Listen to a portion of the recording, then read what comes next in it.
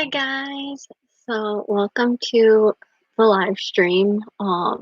Hopefully this works. If anybody is watching and like personally knows me, this I hope everybody can hear me fine. Um, I am having this live stream because a lot of YouTubers and Twitch streamers and people, just influencers all over the world, are coming together to try and raise awareness and raise money to help fight against COVID-19. And everybody was like reaching out saying, no matter how small of an influencer you are, please help. And so here I am. I don't know how successful this is going to be because I am a very small, kind of like lazy YouTuber, but I figured I'd do my part and try to help out. And yeah, so for this stream, I'm just going to be kind of chilling here. I have food, so I figured I'd do kind of like mukbang type, just kind of chill session, just like eating food. Lots of weird food that I've mentioned before in some past videos, so I might break into some of that and eat that. Um, and just kind of like hang and talk. Our goal for the live stream is to raise $100. I wanted to actually start it at something smaller because I don't know if I'll be able to reach that goal, but 100 was the smallest amount. But if you would like to help us reach the goal, the link should be in the description below. And yeah, this event actually, the money will go to 3 different things. So it's not just one overall fund. It goes towards the COVID-19 um, Solidarity Response Fund, which is like the World Health Organization has been working on it. It goes to United Way, which helps protect like people who need it like the most. So like people who need access to food and shelter. So like the homeless people and things like that. And then Red Nose Day, which is a campaign that I believe goes around like year round. That's mission is to help end child poverty and keeping children safe and educated. And this is something that I know a lot of people have been worried about with schools closing, that a lot of children don't have meals anymore. And I know that there are some programs that are actually helping to make sure that children who typically their only meal comes from school, I know that there are programs that are happening that are working to help ensure that those children get food. So if you want, I would definitely recommend like checking out like if there's a program in your area that you could help sign up for or like help fundraise for that, because no child should go hungry. But yeah, so I hope you guys enjoy. If you have any questions for me or anything, feel free to comment. The live chat should be working. I see my roommate commented, so it should be working. But yeah, if not, I'm just gonna blabber about whatever until somebody stops me. Um, I hope you guys can hear me okay. If you can't hear me, please let me know. Um, and I will try to figure that out. I've had a very interesting time trying to get all of this probably won't be a surprise, but for those who don't, I am very bad with technology. I love technology, but technology does not love me. Um, and so my computer was working perfectly fine, hooked up to the internet, running smoothly, everything going good. I went downstairs to make some food for the live stream, came back up, the internet was not working on just my computer. It was working on my phone, working on my roommate's phone, working on my roommate's computer. Just my computer.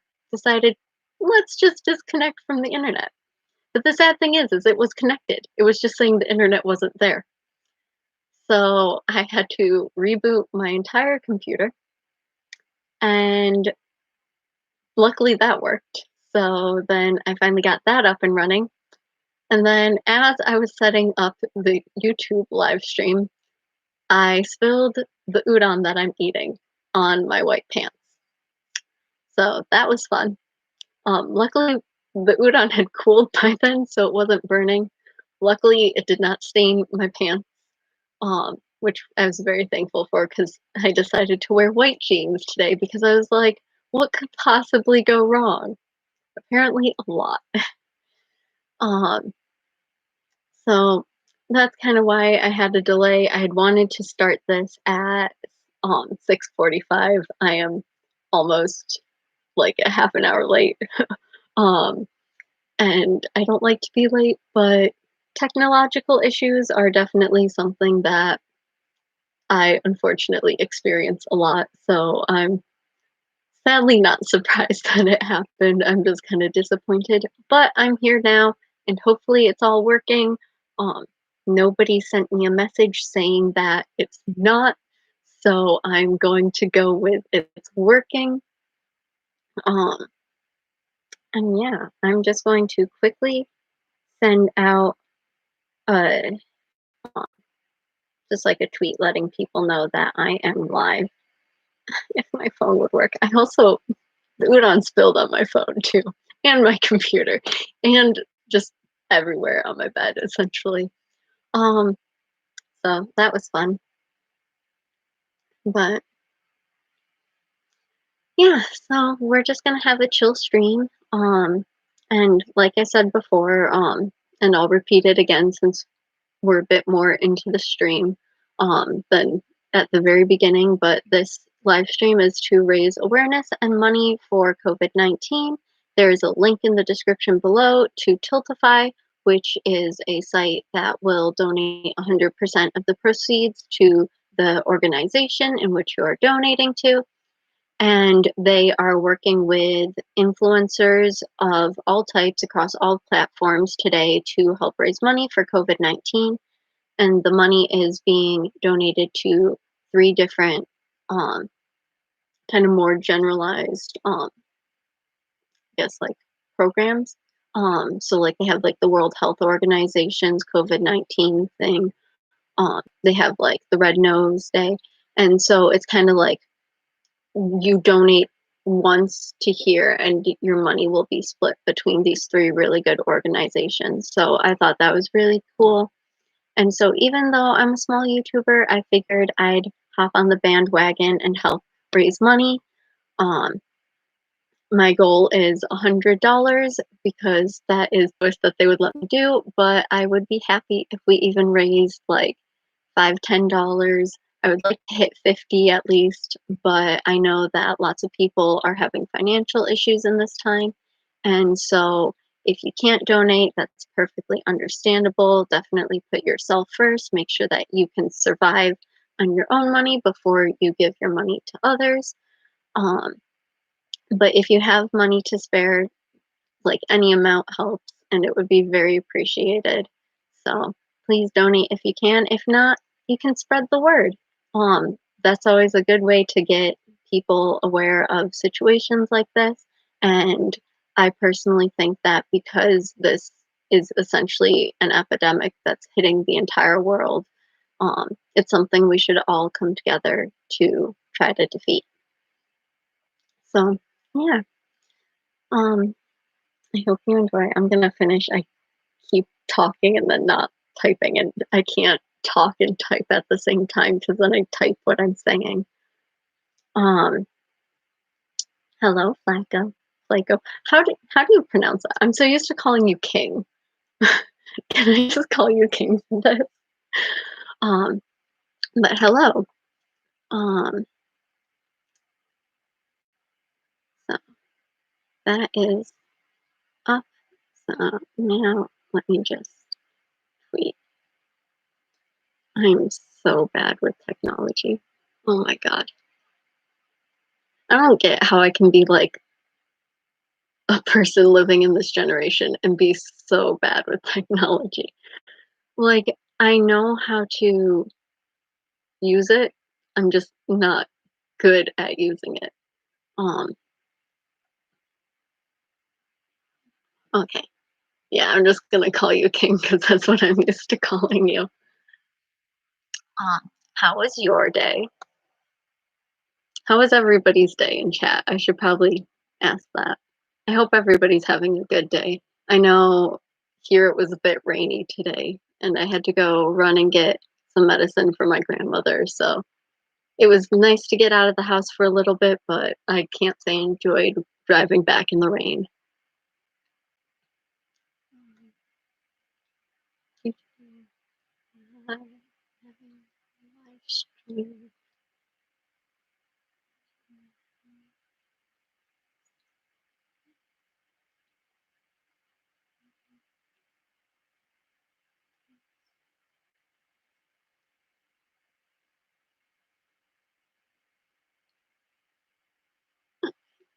I have to put a link, don't I? That should be fine. Oh, I don't know if my sound's on. Oh, my sound is on. Wow, look at that. Um,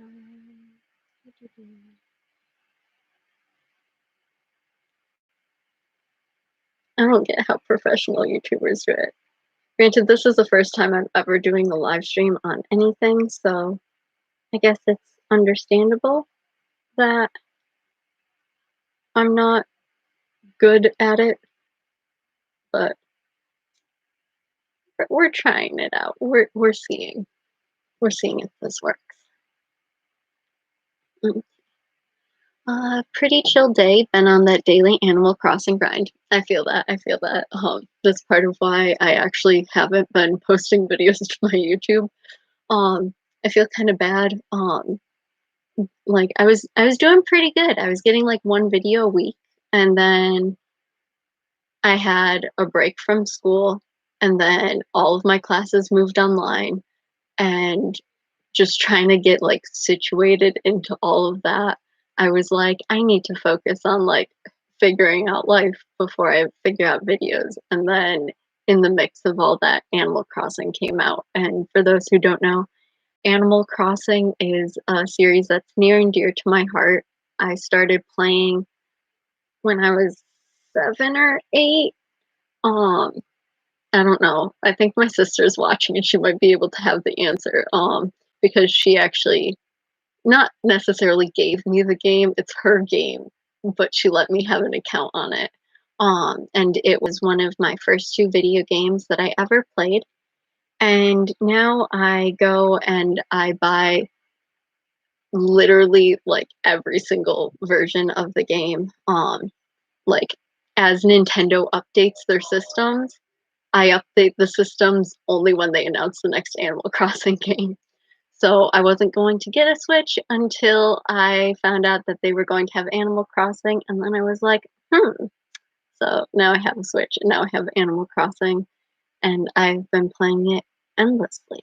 Um, so that's really fun. I feel like I'm in a weird position though because I haven't been using cheats on it, and I know lots of other people have been, so I've been, like, in this weird, like, complex thing where I know that I'm a lot farther ahead in the game than, like, other people who I know who, like, either got the game later or, like, started around the same time but haven't, like, put in as many hours, and then, on the other hand, like, I feel like I'm so far behind compared to those who, like, do, like, time travel cheats and stuff like that. So it's been like really weird. Like on Instagram, I keep seeing people who have like these beautifully decorated like houses and like rooms and stuff. And I'm just like, how do you have that? Like I'm struggling to find more than like 4 recipes a day, and not getting like what I want. And yes, we did have 6 people in the stream. Now we have 5. We actually hit 7 at one point. But I think I was like promoting the stream, so I didn't get to say that. But thank you all for joining, um, and just kind of hanging out with me. Feel free to talk and chat. I will be answering questions if anybody has any. If not, I'm just going to ramble until somebody stops me. Um, but yeah, Animal Crossing, really fun. Um, yeah, design in Animal Crossing is hard. But you make really good designs, King. You do really good with that. Um, I am struggling to make a yukata design on it, and it's supposed to be cherry blossoms, but they don't look like cherry blossoms. The only actually good thing that I like about the yukata I'm designing on Animal Crossing is the, obi, like, the bow on the obi sash is, like, good, but that's because I took a pattern somebody else did and, like, kinda changed it slightly, but I kept, like, the basis enough that it, like, looks like a bow. Everything else, horrible. I tried to make the cherry blossoms, but they just kinda look like pink squares or, like, diamonds, kind of. So, I'm trying, I only have 1 sleeve left. Um, the front and back and one of the sleeves is done. I just haven't finished the last sleeve, and it's kinda like one of those things where I'm like, "I can do it probably in, like, 10, 15 minutes," but then it's like, I can either do that or I can, like, do something else. So I always choose to, like, do something else like fish or catch bugs. Lately, it's been catching bugs because fish, I only get eggs, and it pisses me off. Um, Fun fact though, if you use fish bait, you don't get eggs. Um, I learned that 2 nights ago, and then I made a bunch of fish bait and used that and caught a snapping turtle last night, which it was my main goal of using the fish bait. So that was really fun. Oh, I see that we have one $5 donation. I'm trying to figure out how this works. And it was from you, King. Thank you for the $5 donation. We are $5 closer. Woo! Um, the goal, yet again, is to raise $100. I don't know if it's going to be feasible for my channel, but any amount helps. So if you can give anything, that would be great. If not, just being here and supporting the stream is helpful. Spread awareness. Stay hydrated. Wash your hands. Stay away from people. Um, I guess that one's a bit more like, I guess if you're like living with the person, it's fine. Anybody else, stay like 6 feet away. Social distancing, that's the word I was trying to look for and then just whoop, out of my mind. Um, but yeah, um, I'm going to finally start eating. I have not eaten anything since 11:30 this morning. Was it 11:30? I don't know. I had a um I had a meeting with one of my teachers about my future. Um, and that went interesting. She was surprised at how much my life hasn't changed with the virus because everybody's been freaking out about staying home and not going outside. And that's essentially what I do without the virus. Um, I actually think I've been out more like this semester with the virus than without the virus. And it hasn't even been for myself. It's just been like getting things for my grandmother, like going grocery shopping for myself. So it's like kind of weird that like with the virus happening, I seem to be going out more than when it wasn't happening. Although I do have to say, I like driving a lot better with the virus because I live like right like in the beginning area of like a city, and so like rush hour traffic is awful, and I try to avoid driving here as much as I can. And now there's like nobody on the road. I had to fill gas today, and it was so nice because there's always this one intersection that takes forever, and it was like empty. And it was like so nice.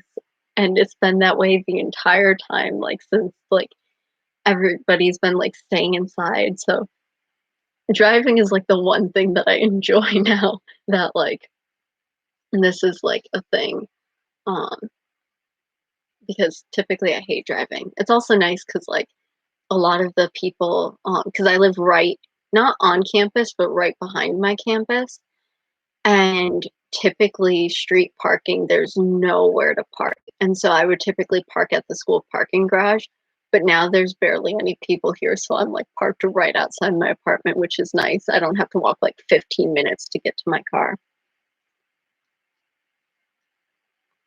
But that's pretty nice. I don't know if any of you guys drive. I'm assuming probably. I'm just going with the impression that most people watching are probably people I know. Um, but yeah, I know most of my friends enjoy driving. I feel like I'm the one weird person who doesn't enjoy driving. Um, I just get like super nervous about it. Like I'm always worried that like something bad is going to happen. So that's not too fun. I do enjoy my car though. I hate driving, but I love my car. My car has 6 CDs like in it, like um so once like one CD ends, it goes straight to the next and there are like 6 of them. So that's really nice because I can just put in a bunch of like different CDs and just go like on a long drive. So like typically like on my way from like college to like home, it's like nice because I can just put in 6 CDs and by the time I get home, I typically would have gone through all of them or most of them, depending on if I'm listening to like mini albums versus albums. But that's really nice. I tend to switch up what's in it. When I first got my car, it was essentially just every single BTS album I owned in chronological order.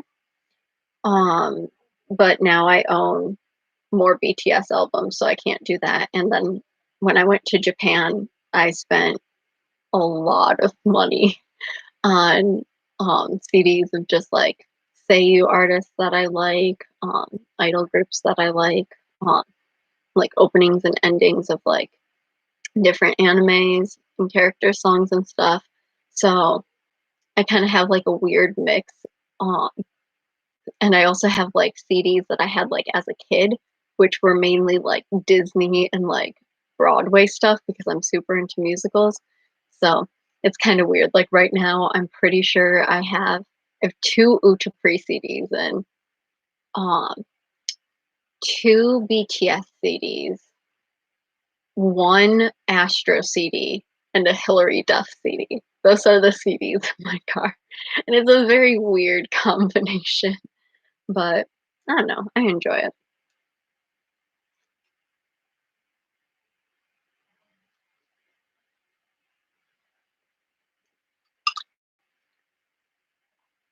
Noodles are probably not a good idea to eat on stream, but I'm gonna eat them anyways.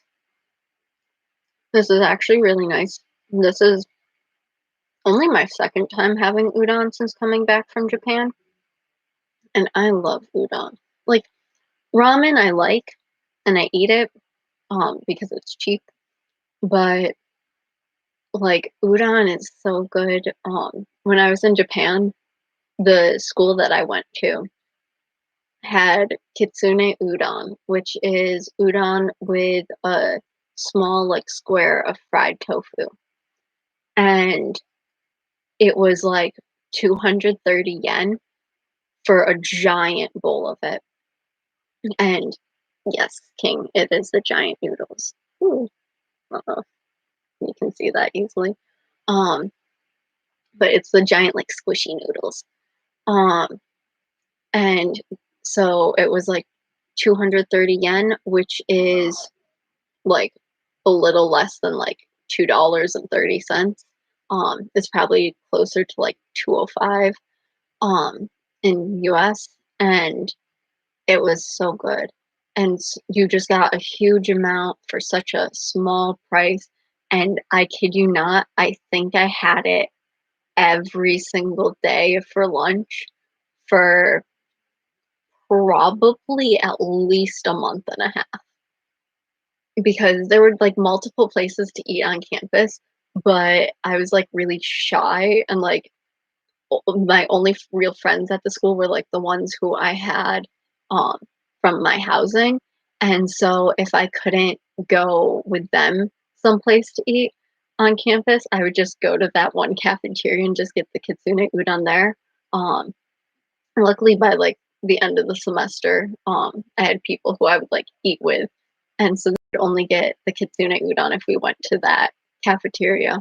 But it was, like, a solid, like, the first month and a half, I think. I would just have that, Either that or I'd go to the 7-Eleven on campus and just buy, like, onigiri. Um, but I sadly really miss kitsune udon. It's supposed to be shrimp flavored udon. Um, I wish I could have made kitsune udon, but I have no idea how to fry tofu. So instead, I'm using an instant noodle pack that I bought probably from Wegmans.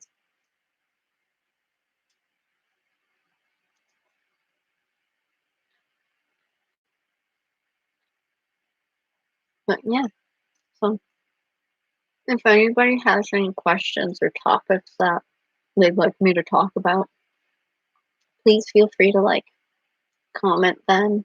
I am reading the live chat.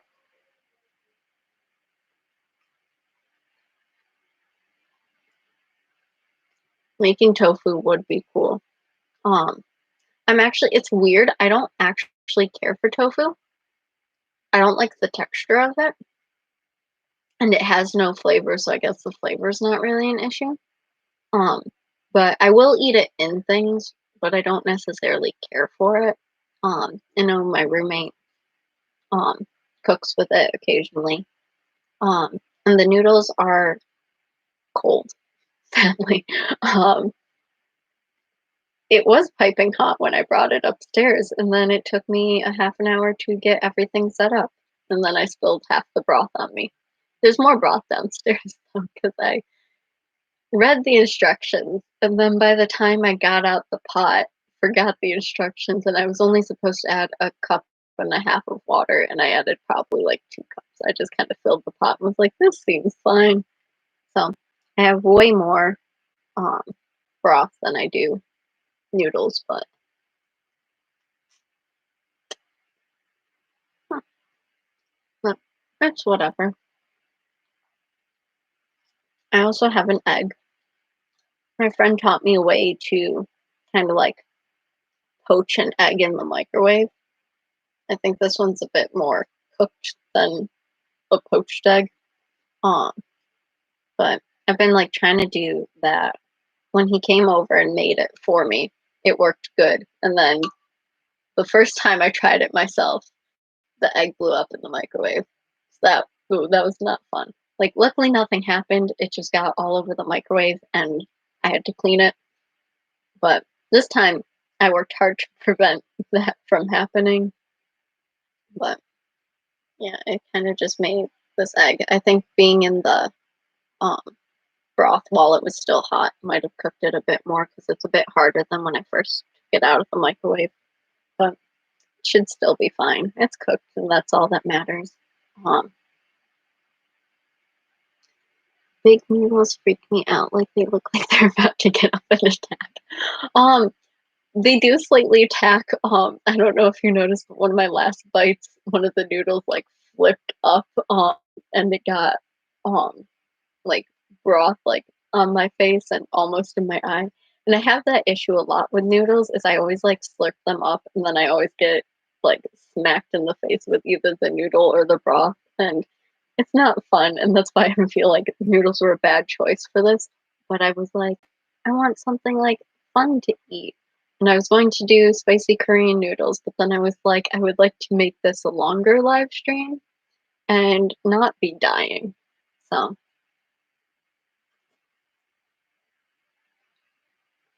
instead, I chose this, which at least has a proper consistency of udon. It's nice. I was worried that it would get hard when it was just sitting out, but it seems to be pretty good.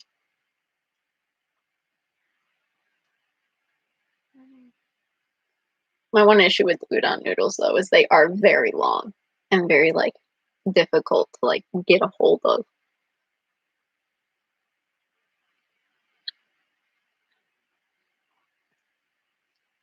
But yeah, I'm going to.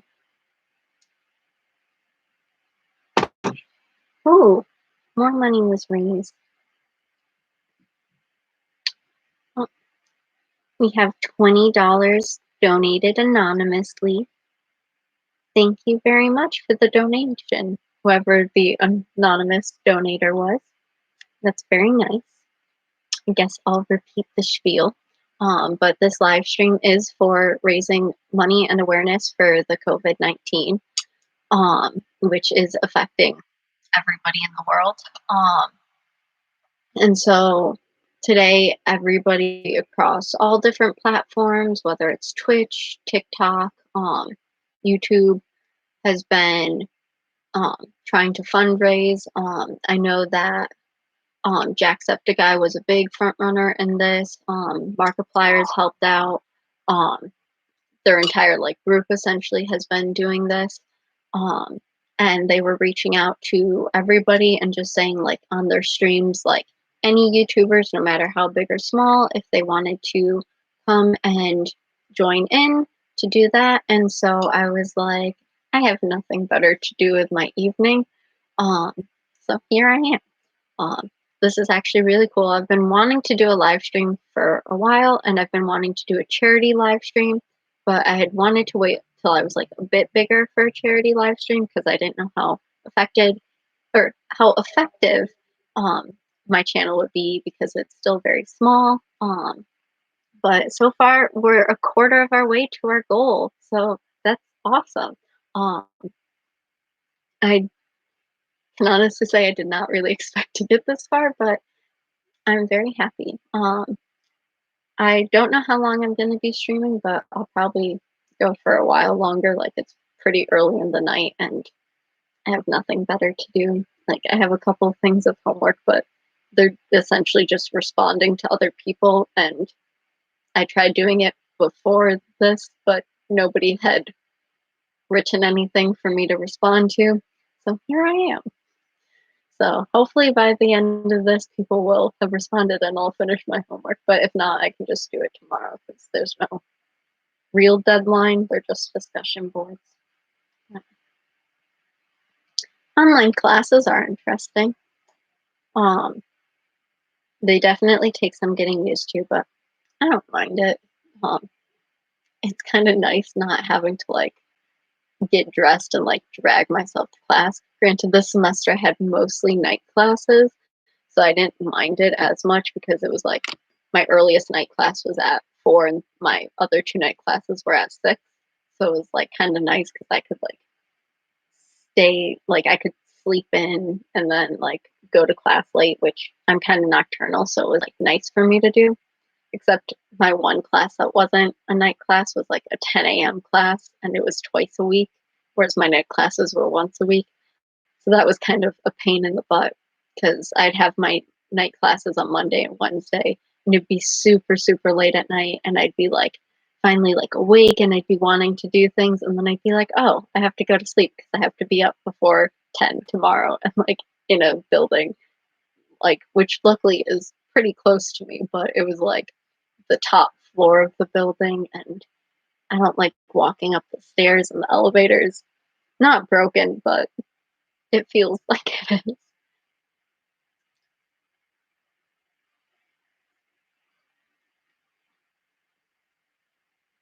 But luckily, online classes seem to be going pretty good. I have one professor who doesn't like technology, doesn't use technology, kind of refuses to learn how to use technology. And he kind of just like was like, here's everything you have to do for the rest of the semester. Get it done. And he didn't give like due dates or anything. So now one of my classmates and I was like, is there something due this week? Is there not something due this week? And his emails are always very like lengthy and don't really like explain what is happening. Um, so that's fun. Um, that seems to be the only class that I feel like I'm struggling with. At least like in the online sense, just because he's not very online friendly. And I have no idea what's happening or what's due when, because he essentially took everything that was planned out for our semester and was like, you don't have to do any of it. Just do like these main projects. That's kind of frustrating, but I guess you can't teach an old dog new tricks. So that's, I guess, what it is. My other teachers have been pretty okay. Um, I'm very thankful that this week, Easter is this Sunday, and I go to a Jesuit school, and so we get a huge Easter break. I thought our Easter break was only like Friday and then maybe Monday, um, but apparently it's Wednesday to like at least Sunday. I don't know if it's Monday because my Monday class is now essentially non-existent because he's just like, do it whenever. Um, but it's really nice because I was like seeing what homework I had to do tomorrow before the live stream, and I like checked the new syllabus, and it was like no class because Easter, and I was like, nice. So that's pretty nice. And now all I have to do is I think like one or two discussion board responses, which I can't do until other people do. So I guess I'm just playing the waiting game. I've been trying to stay on top of the discussion boards and doing them when like class is supposed to be. That way I'd like pull myself together and don't like fall behind or anything. But part of our requirement is we have to respond to other people, which when you're the first person answering questions, it's hard to respond to people. And so that's been tricky, but we're dealing with it.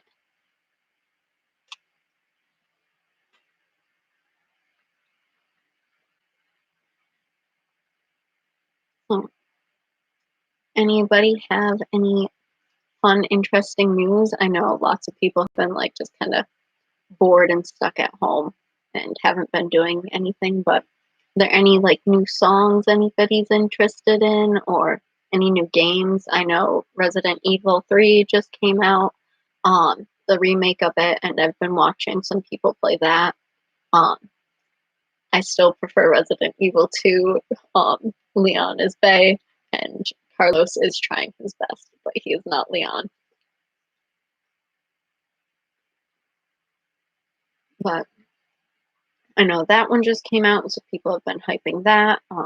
Animal Crossing came out. We talked about that a little bit earlier on stream. That's still really fun. Doom came out. Doom Eternal came out the same day. I'm not super into that, but I watched a few people play that. Um, what songs have you been listening to, King? And Gabby, I hope you turned off the oven. You didn't burn anything, did you? It should be fine if you took your fish out, right? I'm assuming nothing's set on fire. I would have heard the fire alarm if that's it. How was your fish? Mm, well, they're responding to that. I know the Kingdom, not the Kingdom Hearts. I'm stupid. The Final Fantasy, is it 7? Is that the one that they're remaking? I think it's Final Fantasy 7. That's the one that's coming to my mind. I know that comes out in 3 days, I think. I don't know. Part of me is saying that it was supposed to come out the 15th, but it could be the 10th. Um, so I don't know. If you know the release date, let me know in the chat. That one I'm interested to watch people play because I've never played a Final Fantasy game. I come from a mainly Nintendo buying family, so I've never had the chance to play Final Fantasy. I know my sisters played the only one that's come out on a Nintendo system, which was the one for GameCube. I know she owns that, but I've never played it or watched it be played. But I've been really interested in it, and I watched Jacksepticeye play the demo of the new remake, and those graphics are so good, so good. Um, I don't know how they made Cloud look hotter than he already was, but he's like 10 times hotter, and I'm living for it. Um, so that's like really, really cool. Um, Two main songs I've been listening to lately are Adore You by Harry Styles and Forgive You by Leon Bridges. I have probably not, surprisingly, not heard of either of those. Actually, I've heard of Adore You, by Harry Styles. I just haven't listened to it. Um, I don't know. I feel like I'm way out of the loop with English music because I just don't listen to it. I don't know. I've never been like super into like English music. Like I listened to it a lot growing up and like I definitely have like favorite songs, but the only artist that I feel like I was super into was the Jonas Brothers, who are now back. Um, Even though I haven't I've listened to some of their newer songs, but I haven't gotten into them as much as like the old school Joe Bros, which are still great. Like I occasionally will go on like YouTube binges and just like listen to like old school Jonas Brother music because that was my childhood. Um, I have since then graduated to BTS, in case anybody couldn't tell. I don't think there's a person who knows me who doesn't know that I'm into BTS. But originally I started as a Joe Bros fan. I was never into One Direction though. I had a step niece. My step niece um, is super into One Direction. Um, and she used to force me to listen to every single song that came out. If we went somewhere, we always listened to their albums. We watched their interviews. Um, just essentially everything. The only part of it that I was like okay with was she would read Larry Stylinson fan fiction and I would read it over her shoulder, and that was how we bonded in like late middle school, early high school was Larry Stylinson fan fiction. So I enjoyed that. In fact, I believe somewhere on AO3 there's actually like a co-written fan fiction that she and I wrote together about Larry Stylinson. It was very fluffy. It had to do with um, making s'mores. There was a very bad pun, and it all started because we were making s'mores at my dad's house. Louie or Harry would say, and she was just like, "Oh, you're right." And then I was like, "Fan fiction idea," and she was like, "Yes."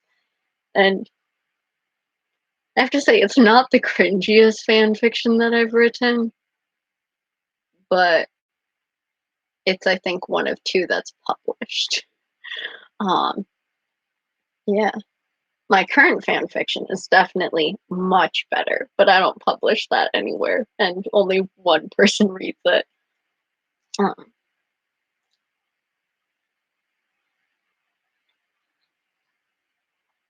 and then the other song, I've never heard of Leon Bridges. Are they a new singer? I don't know who's like current, who's not.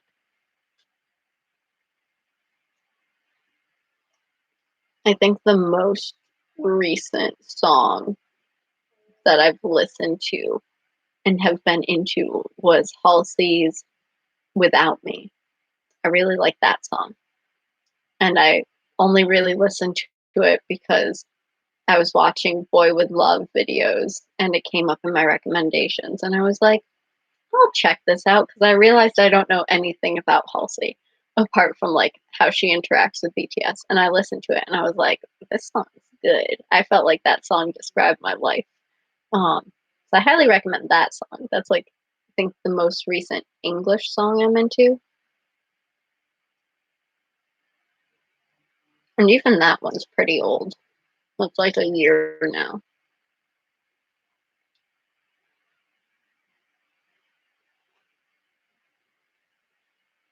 Mm,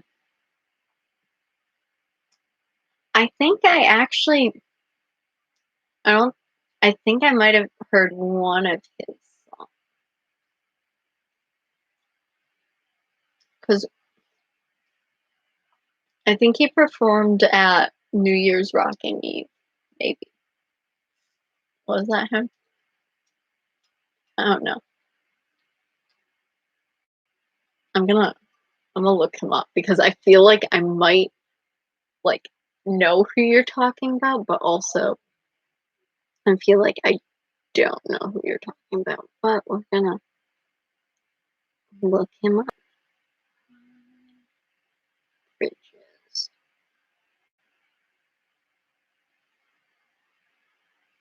Okay, he is not the guy I was thinking of.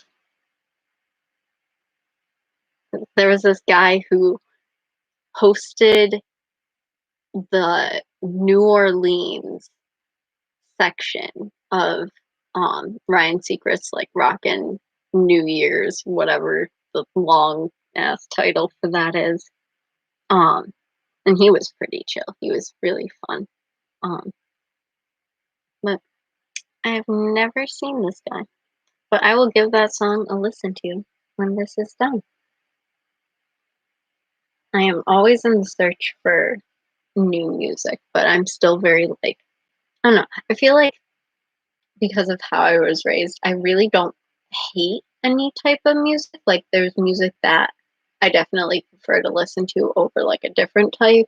Um, but like I listen to all types of music. Like I don't care for like country or rap, but like there are definitely country songs that I will jam to, um, and rap songs that I know. Um, yeah, King, if you want to send me some like song recommendations, I'd love that.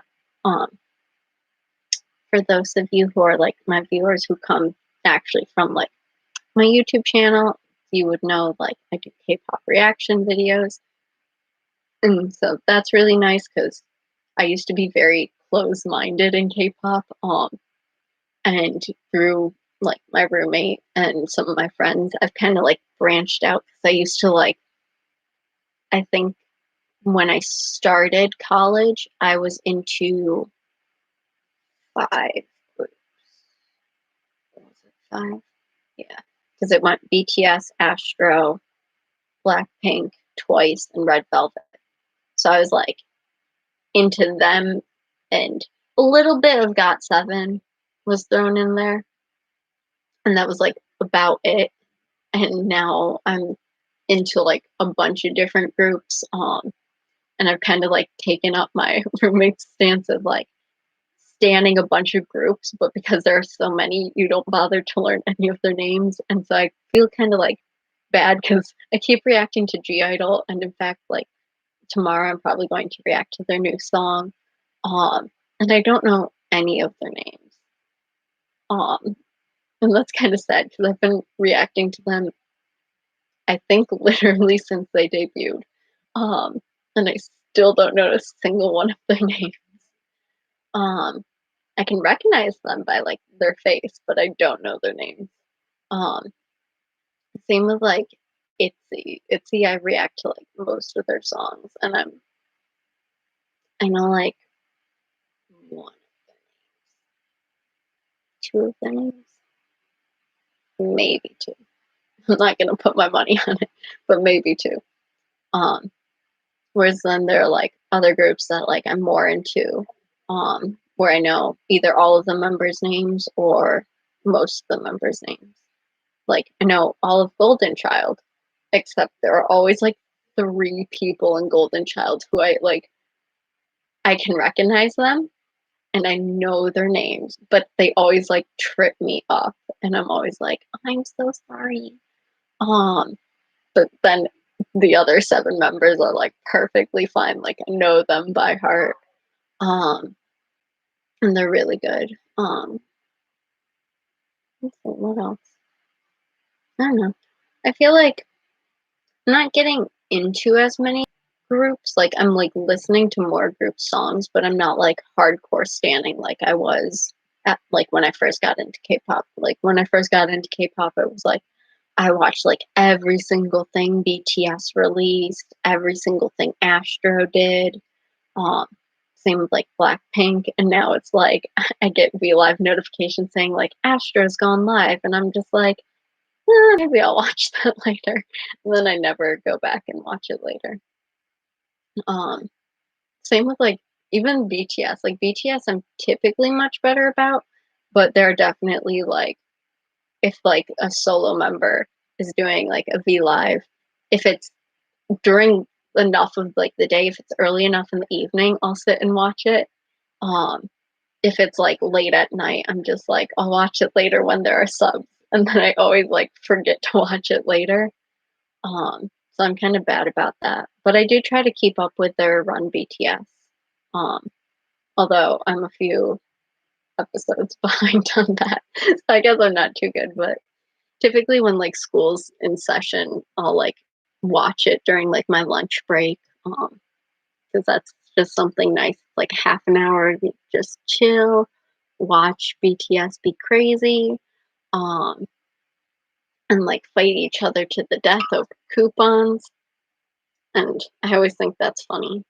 Um, but yeah, I also enjoy forcing my mom to watch. I don't know if she's on the stream. I know she was supposed to come watch the stream, but then my grandmother called her. But if she is watching the stream, I hope she knows that I'm now ratting out that I do force her to watch BTS videos. But she is starting to like BTS. Her favorite member is Jungkook, and she keeps assuring me that it's not because he's my favorite member.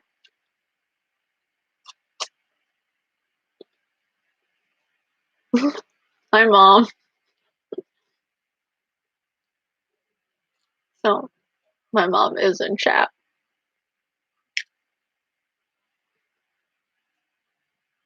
Is your favorite member still Jungkook, mom?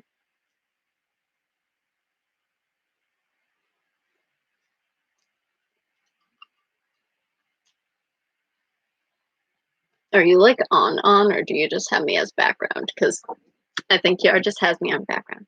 It's because he's the cutest. That is true. Uh, Whoops, this lovely picture shows.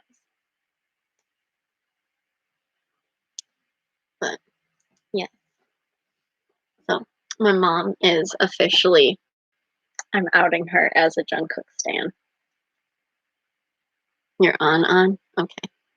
Well, thank you for being on, because I'm pretty sure Kiara has me on his background. But that's fine. I figured she probably would. Actually, I'm gonna be laughing if she's watching like Markiplier's stream. She said she would watch mine, but I would not be mad at her if she did go and watch like Markiplier's stream or Jacksepticeye's stream. I don't know if they're still watching, but or if they're still streaming. They were earlier. I watched earlier today, and it was really, really funny. But then I decided to start my own stream because they told me to, and here I am.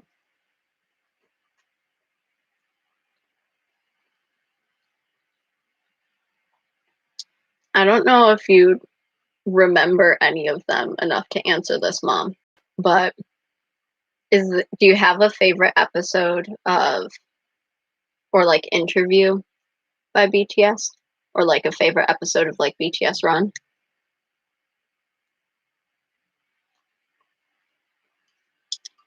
We've watched a lot of them, so I don't know if you'd be able to like remember a specific favorite, but I'm curious.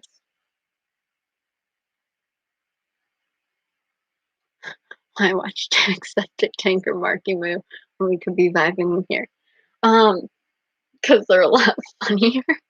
Although I will say, Mark's stream, if you choose to donate, I would say donate to anybody but Mark's stream, because Mark's stream has a donation limit of, or a donation minimum of $500. So if you want to donate to Mark's stream, you have to donate $500 or more. Um, so that's pretty. It's actually worked out pretty well. When I was watching, I think he hit 100,000.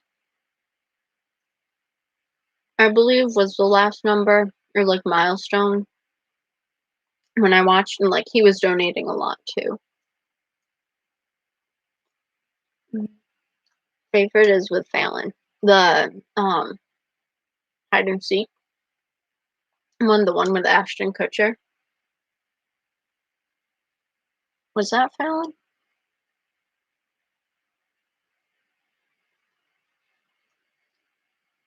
I'm starting to get what they did with Fallon and what they did with James Corden mixed up in my head.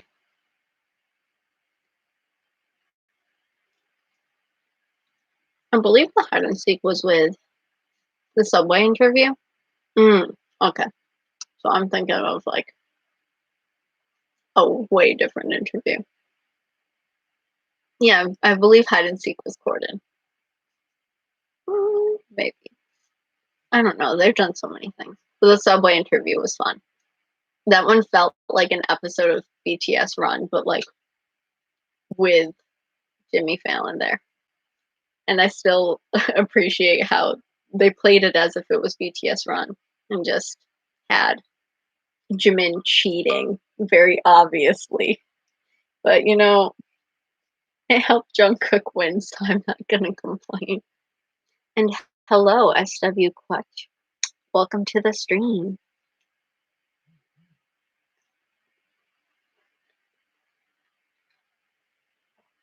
They spoke individually in English more than any other interview. That is true. RM has been forcing them to speak in English more and more.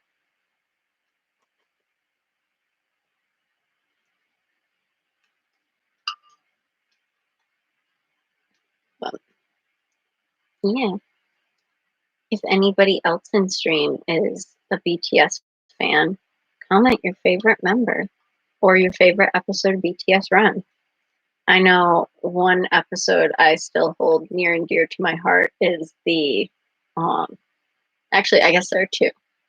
The first episode is the school episode where Yoongi dressed up as Yoonji. I think that was funny. I think that's also the very first BTS Run episode I watched ever. And I remember I was in senior year of high school and I watched it on the bus to school, and I was trying so hard not to like crack up and cry from laughter on the bus. So that was a time. And then my second favorite I think was the Halloween episode where they dressed up or where they went to like the zombie like area, and Jin and Suga dressed up as zombies because they thought we can blend in, and then they did not blend in. I thought that episode was hilarious.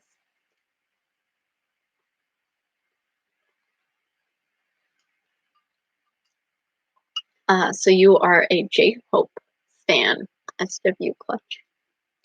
Very nice. I don't think I knew that about you. Did I know that? Have we had this discussion before? I don't think we have. Like, I know we talk about BTS sometimes on your streams, which, free promo. Check out SW Clutch on both YouTube and Twitch. He mainly streams on Twitch though, but he does upload to YouTube. He has a cool series thing coming out, which is kind of like D&D, but like his own scenarios and stuff. There right now the current series is a group of his friends up against the Jason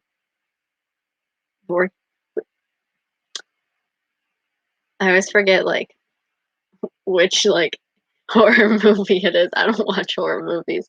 I think it's Jason. Is it Jason? Um, but he has that out, and that's really good. Except his map drawing could use some work. But that's really cool. So definitely check them out. And he also streams on Twitch a lot more than he is on YouTube. And so feel free to check that out. That's really fun. I mod for his chats. So come and catch me there. I typically run his death count. That map drawing was not perfection. That map was crying for help. Um, but it's a really fun time. It's a really chill stream most of the time with him. He plays lots of different games. Sometimes he plays like multiplayer shooter games with his friends. Sometimes he plays more like individual like horror games. I always try to get him to play horror games because I like watching Scream. Right now he's supposed to be playing Resident Evil 3. and that's been fun. Says the art student. What do you mean by says the art student? Kiara is the art student. I was a high school art student. There's a difference. Also, my art's pretty decent. Mom, are you trying to attack me on stream?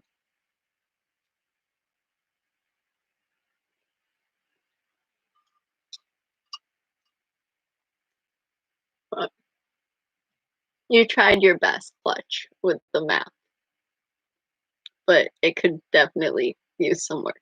The one you did of the house, that was good. The one you did of the overall property needed a bit of help. But either way, the video itself was really good. And I definitely highly recommend you guys check it out. It's really fun. Um, you are artistic too, not attacking. I'm right. Okay. Thank you for not attacking me on stream, Mom. Um, but yeah, and we just hit our 1 hour mark. So yay for that.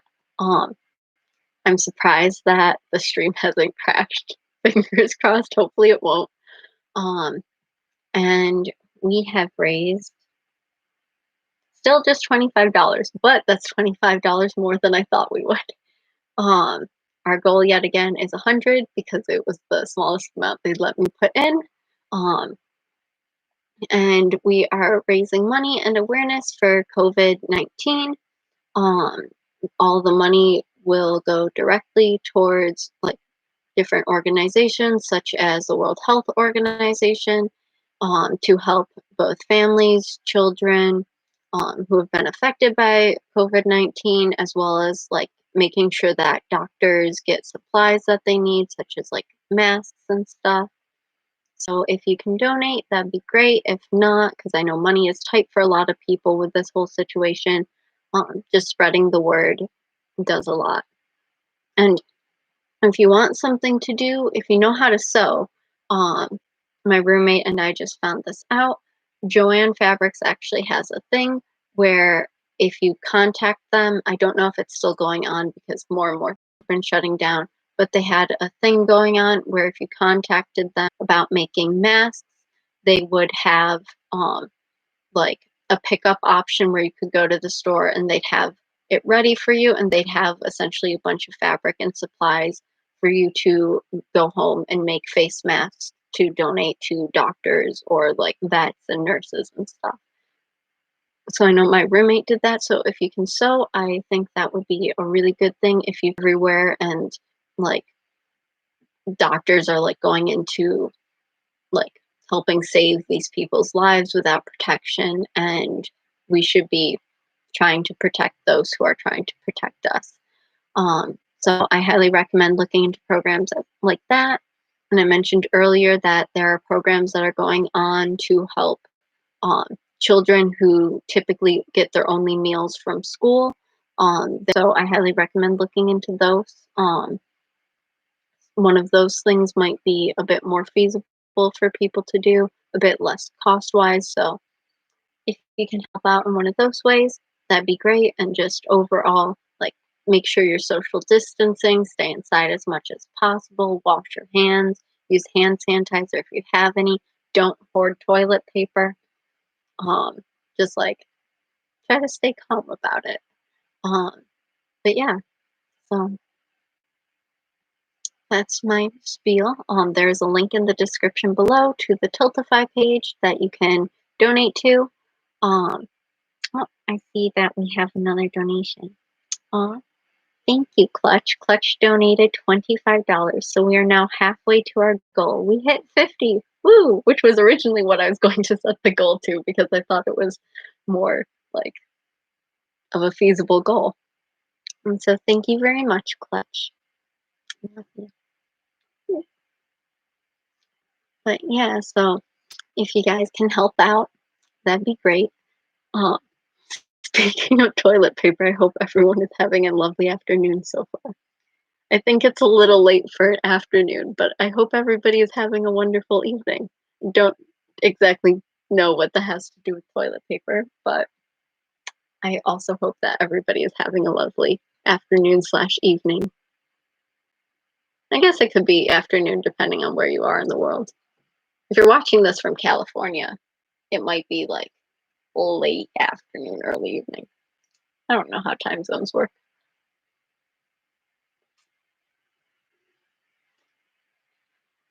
But yeah, and thank you all for watching the stream. Right now we have 5 viewers, but it keeps going from 5 to 7, so that's a pretty good number. I didn't expect that many.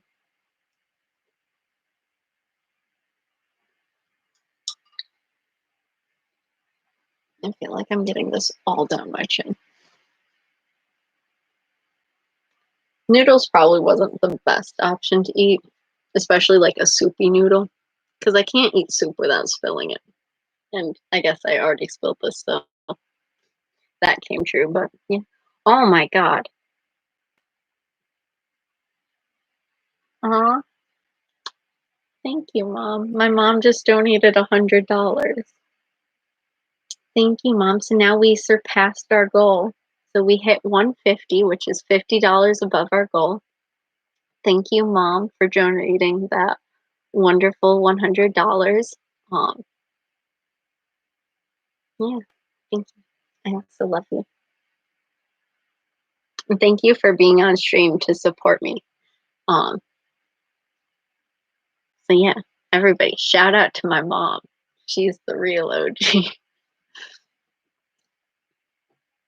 Yeah, my mom's really great. She tries to support me in every way that she can, whether it's coming to my stream or letting me force her to watch BTS videos.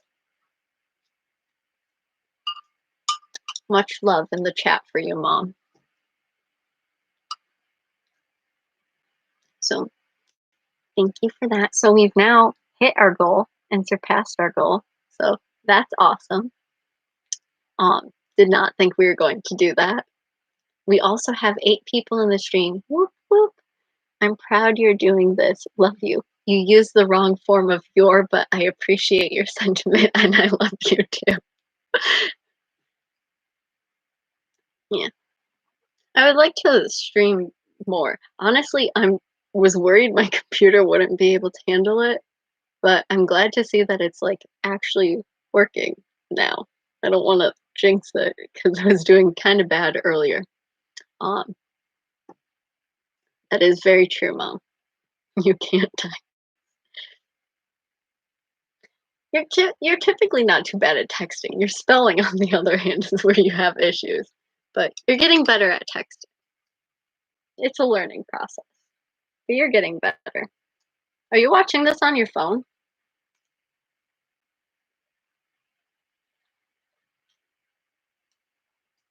Because it might be easier if you're on the computer, because then you can use like an actual keyboard.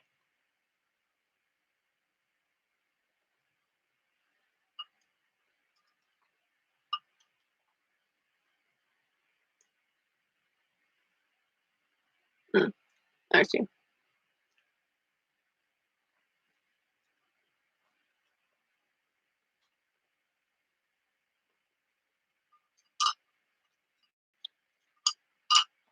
It might be easier if you watch it on your computer, but I don't know if you have your computer. I'm assuming you're probably upstairs. Your computer's probably downstairs. It's sad that I'm like a few hours away from you, but I feel like I know exactly what you're doing right now. Yeah, that's understandable. Okay. Well, thank you for watching on your phone and for donating. And yeah.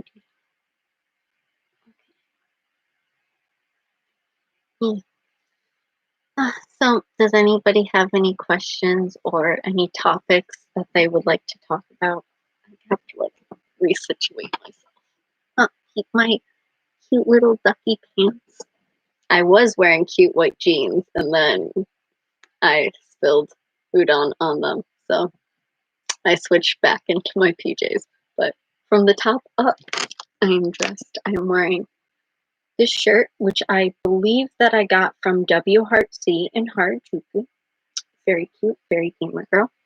Um, it is one of the many shirts that I got that have this like shoulder cutaway. I think all in all, I have like at least 5 to 10 shirts and dresses that now have this like shoulder cutaway. It's now become my thing, but I like it because it's like not too hot and not too cold. Clutch is asking, I got any upcoming content? Um, both yes and no. I have lots of content that I'm planning on making. And I have some stuff recorded but not edited. I know right now, already recorded, I have an upcoming fun Oreo video. I actually have two, but one I'm not sure if I should post because it was supposed to be the mystery Oreo, but they already announced the mystery like months ago because I didn't edit it on time whatsoever. Um, but I do have another video where it's me taste testing, I think, 3 different flavors of Oreos. Um, so that one should be up soon. Um, to be recorded, I'm going to do more Oreo things because I have 5 packs of Oreos that need to be eaten. Um, I really like Oreos, and weird flavored Oreos are surprisingly good when you give them the chance. Um, Despite what lots of my friends will tell you, some of them taste good. Um, but I have that coming up. I have a couple of just kind of random videos. I did one a while back that I never edited, um, about I did a DNA test with my family, and so I have some of the results from that, and some of them I thought were kind of like funny and interesting. So once that gets edited, that will be up. I'm going to try to make a series. I don't know how long of a series it's going to be, but I'm going to try to make it either weekly or monthly, called Otome Mania, um, or Otomania. I think Otomania was what I was, yeah, that's I think what I decided on. Where I'm just going to talk about different Otome games, or Otome shows that I really enjoy and like, because I really enjoy Otome games. I've been playing them for years now. They're my favorite genre of anime, and I'm very, I guess, knowledgeable about them. So I was thinking about making a series just kind of highlighting some of my favorite shows and some of my favorite games from it. And um, I guess I have some merch from some of them, so maybe showing off some of my merch from the different series. You need more of that. That as in like the Otome stuff, the recommendations. Yeah. Um, so hello. Welcome to the stream. Um, we are just kind of chilling through the Markiplier stream. Oh, well, hello there. Thank you for finding me through Markiplier. He's the one who kind of convinced me to do this. We're just having a chill stream. Just kind of talking about different things. Right now, we're talking about my upcoming content and kind of like Otome games and recommendations on that. I've been thinking about maybe doing like anime recommendations.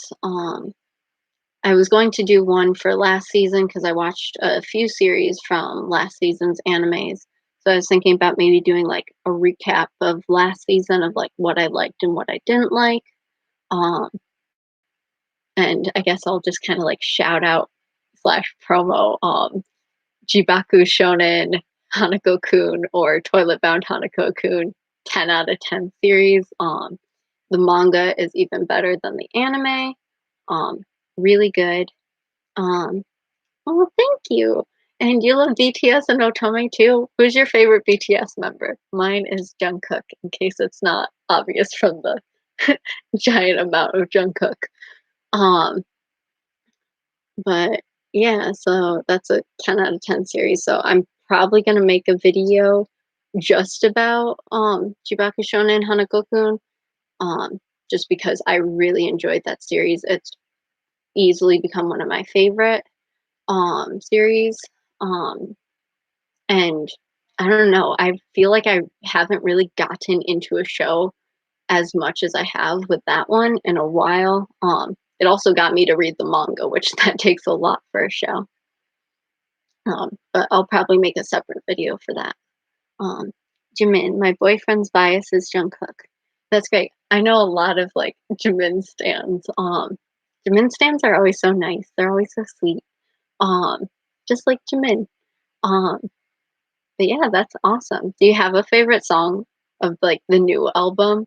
Because I feel like I don't. I haven't been able to decide like what my new favorite song off the album is. Because everything single time I like feel like I like one, it's like I listen to the next song and I'm like, oh my god, this is even better. And that's really cool.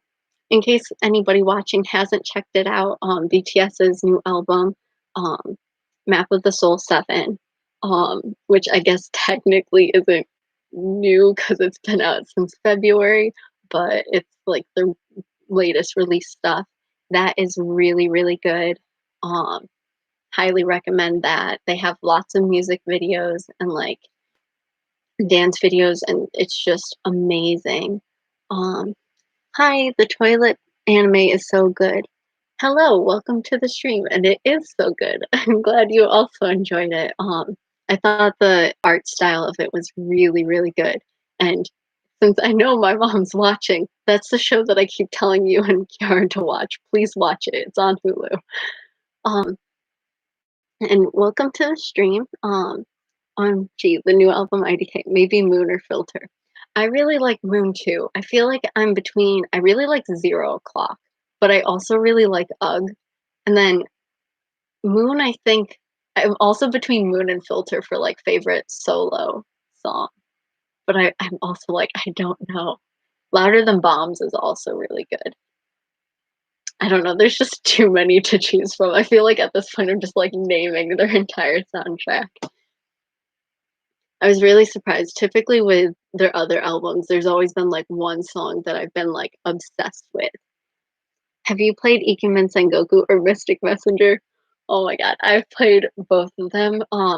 Ikemen Sengoku, I've only played Yukimura's route.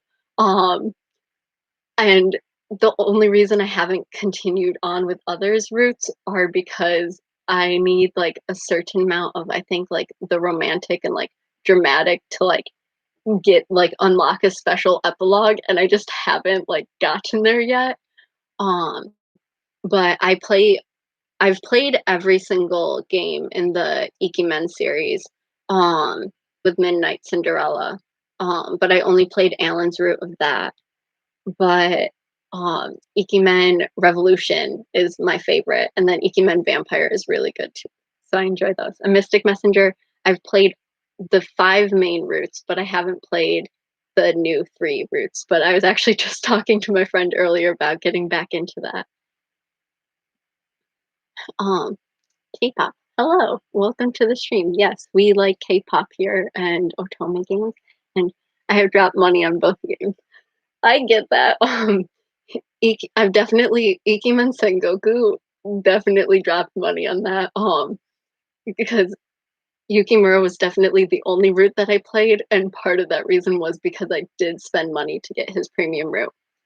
On Ikemen Revolution, though, I've been playing that game without paying for it so far, and it's been tough. I've been trying to unlock Ray's premium route like entirely, and every single time I have enough saved up, they release like a special story from him, and all of my diamonds just go to that. So that's been hard, but I do understand spending money on those. Which Mystic Messenger route is my favorite? 7 is the love of my life. I also really love 707. He's my favorite. His route does take a lot out of you because that's the one where you can't miss a single one if you want the good end. And I think I was still in high school when I played that one. And I remember like I had started playing it during a break, and then I had school.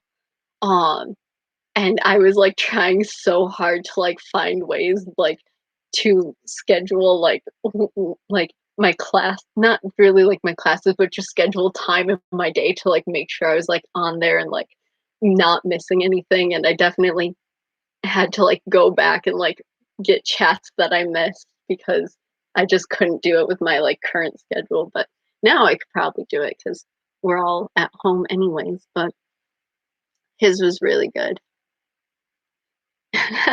Yes. Do you remember all the times that I would well, I wouldn't leave class. I was pretty good about, like, I wouldn't ask to go to the bathroom, though I did consider that. That was definitely a thing that ran through my mind about just, like, asking to go to the bathroom and just playing in the bathroom. Um, I had this yeah, playing it in school is so hard. It got to the point where I only play if it's vacation time, like, if I have nowhere to be, like, that's the only time I play, which is why I'm starting to, like, play it now or considering to play it now. Just because like I'm at home anyways. I barely sleep as it is because I'm partially nocturnal. So I've been thinking about getting back into it because I'm really curious about Ray's and V's route. So and I heard Rika got a route, which that one I'm really interested in. But yeah, 707 was definitely my favorite. Probably followed by Yusung. He was really cool. I also like I don't know if you guys have played them, but, Chiritz, who made Mystic Messenger, has 2 other Otome games that both get referenced in Mystic Messenger, and I own both of them, and they're really good. I like Dandelion the best, that one's really interesting. I haven't finished a route on it yet, but that one has, like you get a bunch of animals, and the animals turn into, like, hybrid animals and they kind of like have magic and that one's really cool. The other one is called Nameless and it's where you have a bunch of dolls and the dolls come to life, but not in like a murderous way, hopefully. I'm currently playing the Yandere route in it, so I'm hopefully like hoping it's not the murderous route, but that's definitely something that's fun. Yeah. I didn't get the tsundere route for or, like, the tsundere ending for Yusung, but, um, his route definitely was, like it did, like, a 180-ish kind of for me because at first I was like, "Oh, he's so cute, like, he's about my age, he likes gaming and stuff," and then he just starts comparing you to Rika, and I'm like, this is no." Um, but he's still really cute and really funny. I also like Jahi. She's great. Um, she deserved a romance ending, and I'm willing to fight for that. Um, but I really enjoyed that. Um, but yeah, Chiritz makes great otome games, which is very interesting. Makes otome games. Most of the ones that like I know and play are like Japanese companies. Um, but they're pretty good. I would definitely recommend. I know both Nameless and Dandelion are on Steam, and typically they do go on sale during like the summer Steam sale or like the winter Steam sale. So I highly recommend those. Um, Hello and welcome to the stream. We're just kind of chilling, having just nice conversation about otome games, K-pop, kind of just whatever anime. If you have a question or topic, feel free to ask or bring it up. We're just here to help raise awareness for the COVID-19 um, like virus.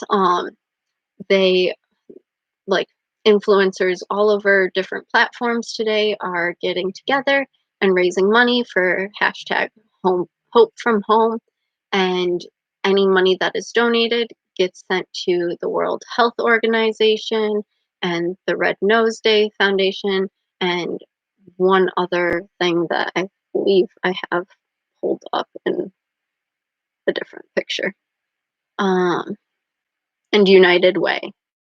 And so all of the money goes towards them, and it essentially is just helping to raise money to help those affected. So making sure children get food, making sure doctors get the supplies they need. And so all of it goes towards really great and helpful things. There's a link in the description below if anybody would like to donate. We have actually already surpassed our goal. Our goal was $100 and we made it to 150 thanks to a few generous donations. And so if you can donate, I would really appreciate it. If not, that's very understandable. Right now, lots of people are in financial trouble. So definitely make sure your own financial needs are met before you donate. But if you can donate, any amount helps. And if you can't, just spreading awareness and doing small things to ensure like your own safety and the safety of your family can really help. So yeah. Um, so we're just having a very chill talk. Um, if anybody has any other things they would like to talk about, feel free to ask. I'm kind of just chilling. We have 10 people on stream right now, so thank you for those who are watching. Um, thank you, Mom, for sending the kissy face emoji.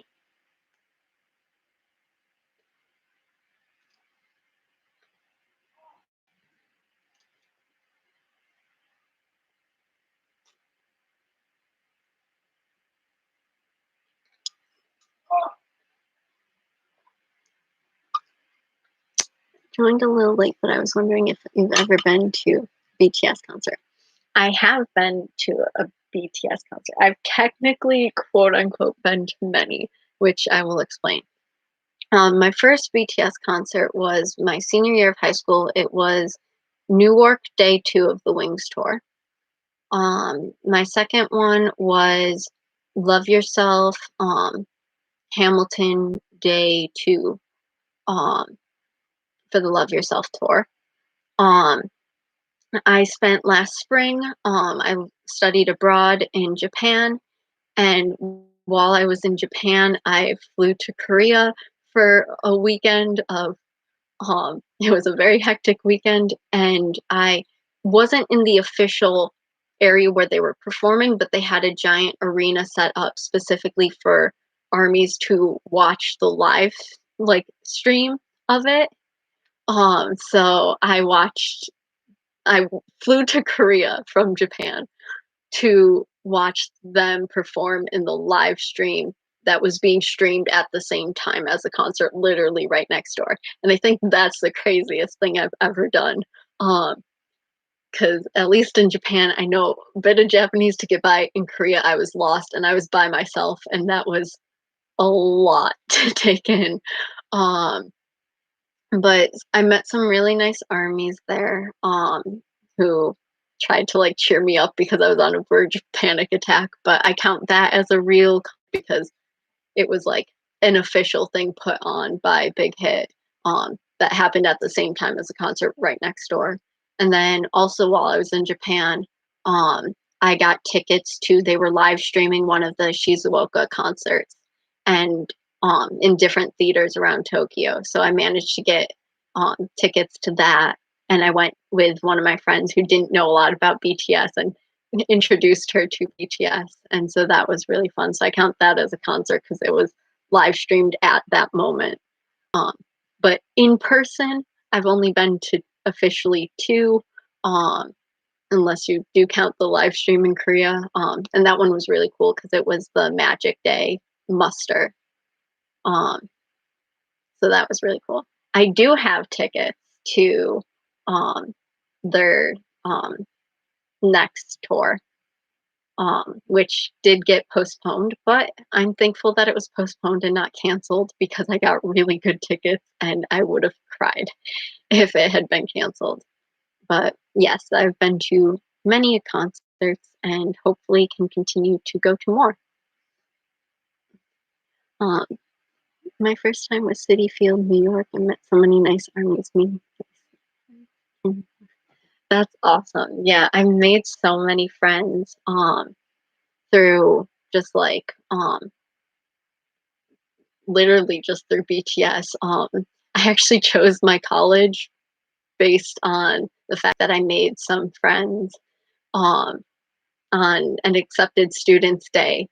I wore a BTS shirt, and that's how I met my roommate, and that's how I met a few other um, like upperclassmen friends who have still continued to be my friends, and it's just a really great community. So yeah, and Kick Club, thank you so much for coming. Um, we preach the Kick Club. Um,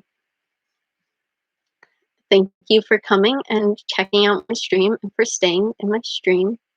Um, I really appreciate you guys, and thank you for coming out and supporting people. Um, like I think everybody deserves to like support each other, especially in these times when we're all separated.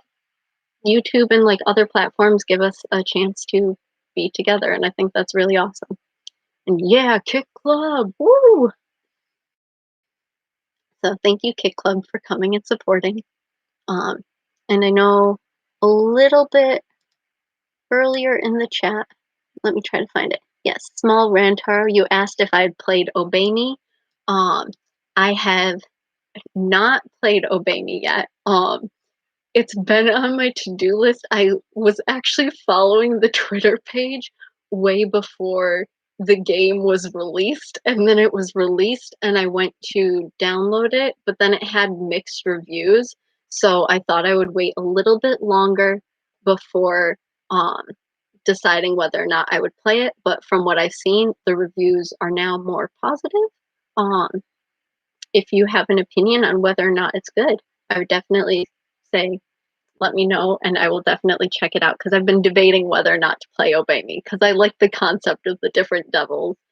Um, and the art looks really cool. So definitely let me know if it's worth it. And does the Kick Club involve kicking people? Um, yes and no.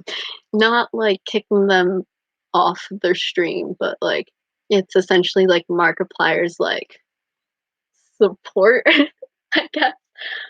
He essentially does the Kick Club where he um, showcases different streamers and they come on and um, like his audience becomes their audience and kind of supports them. And it's really, really cool. Um, physically kicking, no. I think that'd be a bit hard to do through the internet. Um, and Jade, I do have a Twitter and an Insta. Um, I am at Arisudia on both of them. It's at ARISUDIA. It is essentially my YouTube name, but without the I at the end. Um, and yeah, I am on Twitter, Insta, um, Line. I'm on most social media. Whether or not they really get updated is iffy.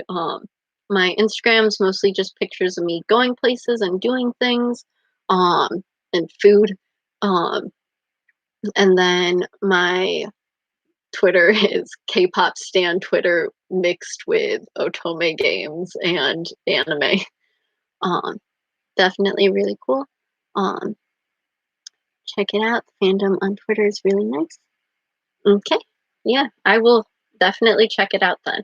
Because I've been on the fence about that game, but now that I'm talking to somebody who's played it, I've definitely because I still follow the Twitter account, so I've seen that the fan base seems to be pretty nice, and Instagram has been um has been kind of like suggesting like pictures and stuff from the game, like fan art and stuff, and the fan arts look really cool.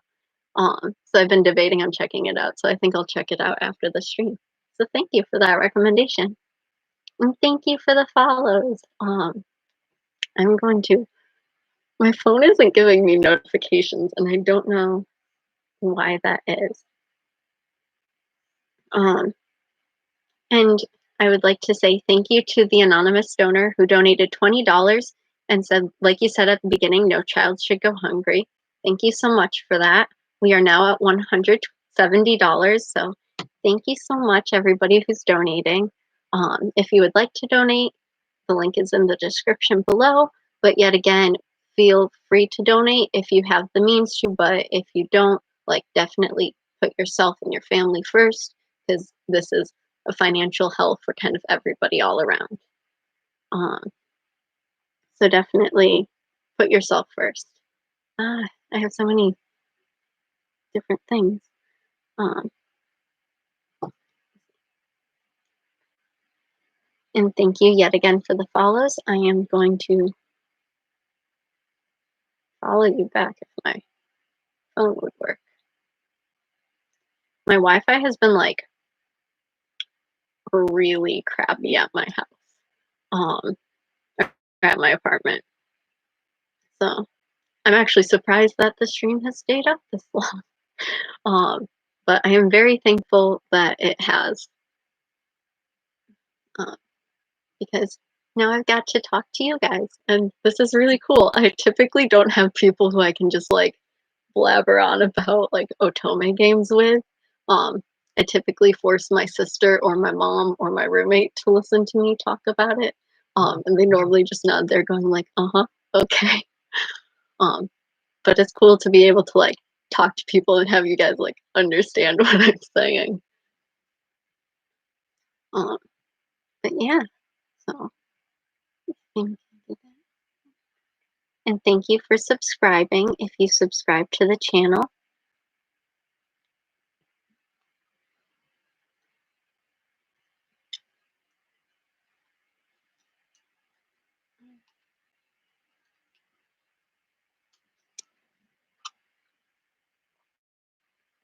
This is really fun. I was kind of nervous about live streaming because I've never live streamed before, but I'm having a lot more fun than I thought I would. I thought it'd be weird sitting and like talking to like a screen, but it's really cool being able to like interact with chat. Um, I think I actually might like it better than um, just making regular YouTube videos. I also don't have to edit this, which is also very nice. That's like the one thing I hate about like making videos for YouTube, and it's mainly because my like video editor is just so difficult to work with that it only like I make very basic videos just because they're kind of a hassle to edit anything super fancy. But hopefully, like I'll get like a new like editor software soon, so that would be really nice. And I can start uploading maybe more videos because it'll be easier because right now, um, my like software is like annoying because it takes time to download the video after you've edited it, and it takes like anywhere from like if it's a 10-minute video, it typically takes an hour to download. And if it's like, so it's like per 10 minutes, it's like an hour to download. And if you're doing anything on computer while it's downloading, it will go even slower. So if I'm like watching YouTube while I'm trying to download a 10-minute video, instead of being like an hour, it'll be like 2.5 hours. So that's part of why I don't upload a ton. But I try to, and I'm gonna try to get back into it because like I don't really have much to do because we all are stuck inside. The only reason why I haven't lately is because I've been obsessed with Animal Crossing. But I'm slowly like getting like more chill about it. Because I just accomplished having KK Sliders concert, so now I'm more like chill about it. But thank you for subscribing. Really appreciate that. I mostly do K-pop reaction videos, but I also do weird taste test videos, weird random things. My roommate made me into a Bratz doll at one point. That was terrifying. Um, I'm going to be doing otome reviews and maybe anime reviews too, so in the nearby future. And I'm trying to do video games, but my computer runs very slowly, so it takes a while to get my computer up and running. I tried to do a Sim series and my computer like crashed for a solid hour trying to record that. So maybe if I update my computer, I'll have more game stuff, but that should be fun. Um, My boyfriend has Jungkook's mini flag right by his gaming setup. He genuinely loves BTS, and I love him even more for that. I used to ramble to my friends. Now I have. That's awesome. I would love that.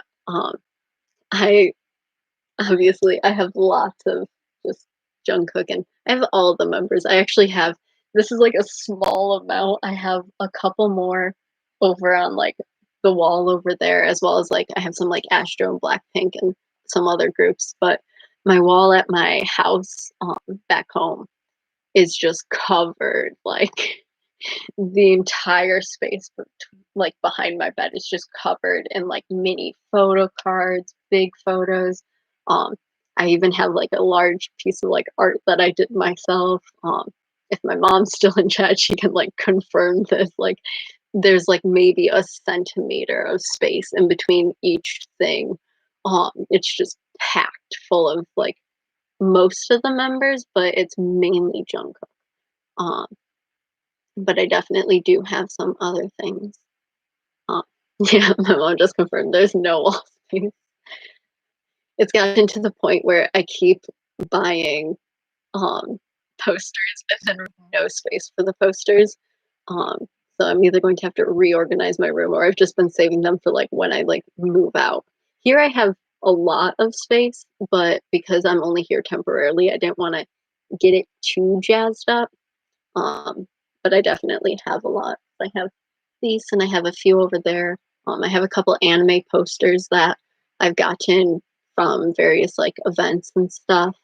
Um, and yeah, that's pretty much it. Mainly, most of my decor is like it's like 90%, or maybe not 90. It's like 75% K-pop and like 25% anime, which I think is pretty cool. Like even like behind me, I have like a couple of like kind of more anime things. I have a couple like BTS things that I've made. Um, I have a mixed match of like BTS and like anime here. So it's like a nice, cool mix. Kind of who I am as a person, just like geeked all together. At my home, I have a couple of Harry Potter things as well. My walls are kind of divided between like giant K-pop wall, very small like Harry Potter wall, and then like the door and like another wall are just like anime stuff. Um, but I think that's pretty cool. I definitely would say my walls are probably the most organized part of either of my rooms. Um, but yeah, oh, my roommate is back. Welcome back to the stream. Background is the goal of my wall, honestly. Yeah, your wall is very bare. You got to get some like posters or something. Put some wall art up. I think that'd be really cool. I'm going back to playing Assassin's Creed. It was fun talking to you and have fun in stream. Have fun playing Assassin's Creed. Thank you for stopping by and thank you for like interacting with the stream, and I honestly had a fun time. Like, have fun. Have a good night. And yes, hello Gabby. You're still downstairs. I'm assuming you're still downstairs. Yes. We have reached our goal. We have surpassed our goal um by over by $70. So that's really awesome. Thanks to all who have donated. And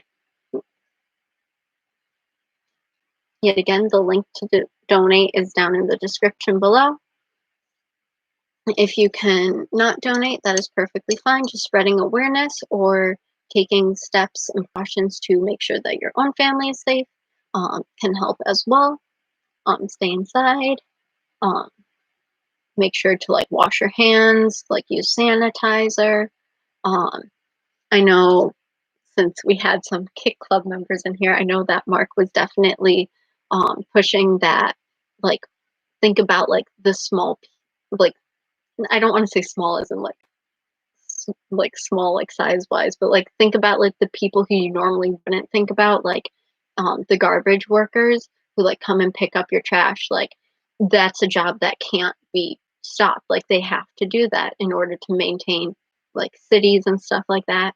And so I know Mark was saying like make sure to like get all of your trash like actually in the trash like cans or bins depending on what you use, and to if you have like giant boxes and stuff, store those in like a garage or someplace else just so that they're only picking up the can itself and not having to deal with any of the other things that they would have to then pick up by hand, because it's eliminating a lot of the stuff that they will have to contact.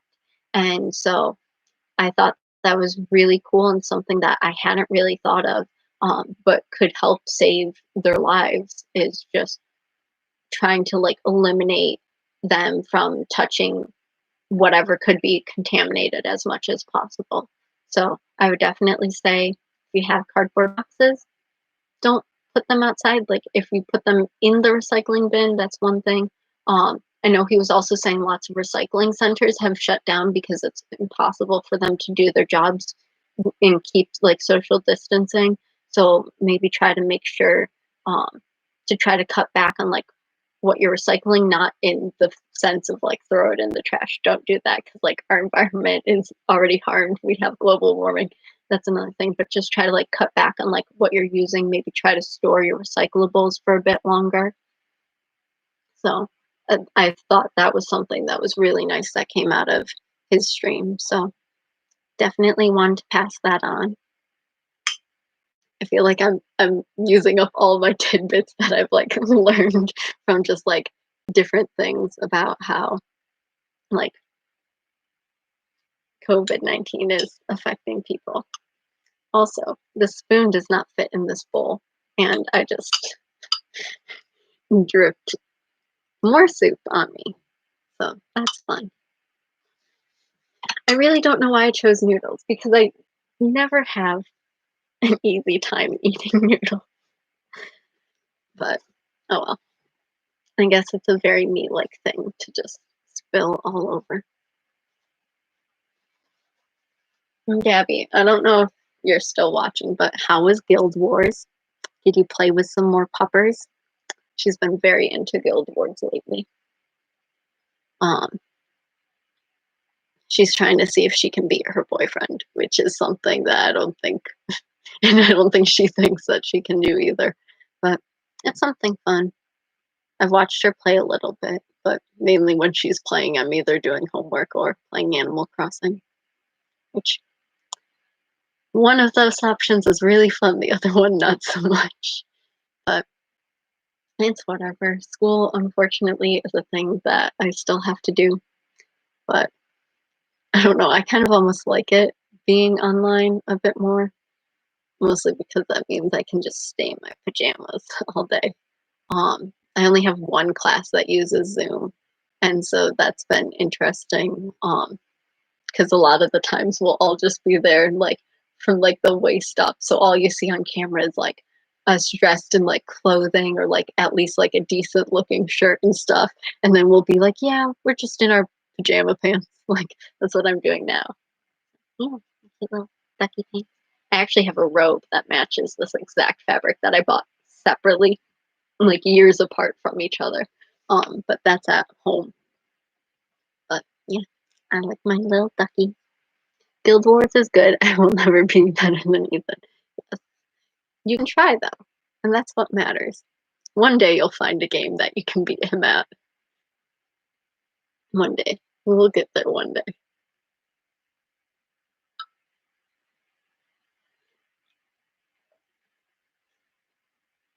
This is definitely just cold at this point. It's still not bad though. The soup is a bit watery, but that's because I messed up while making it. But it's still good. I added some soy sauce to try to like help add more salt into it,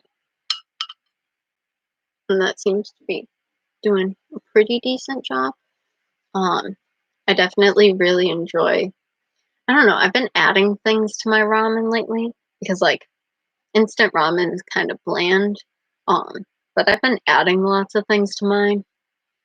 Um, some things probably shouldn't be added or are a bit weird to add.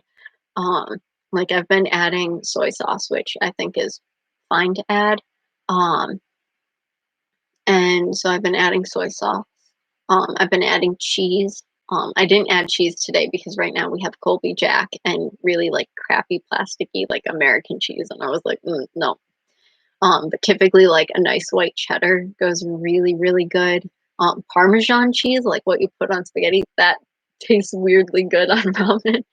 Um, I put I've been putting egg in it, which isn't that weird, but that's really good and kinda, like, makes it seem more fancy and kinda, like, healthier. Um, and I've also been using crushed red pepper flakes. Those are really good. They kinda, like, add a bit of a kick to it. So, just some things to think about if you're ever going to make instant ramen and are kinda like, this is kinda boring." Those are just some ways to kinda spice it a little bit. Um, but yeah, I like your bowl. Thank you, Mom. It is Gabby's. It is not my bowl. Um, it is, though, my favorite bowl that we have in this house because I like the handles because I can, like, put one finger in and just, like, hold it and, like, eat and, like, type and not have to, like, worry about, like, it slipping or falling, so I like this bowl, even though it is not mine, it is definitely Gabby's, but yeah. Anybody have any questions or fun topics that they want to bring up? Um, I feel like I can go on and on about just really random things, but if somebody would like to direct the conversation, that would be much better so I don't feel like I'm just, like, droning on about random things.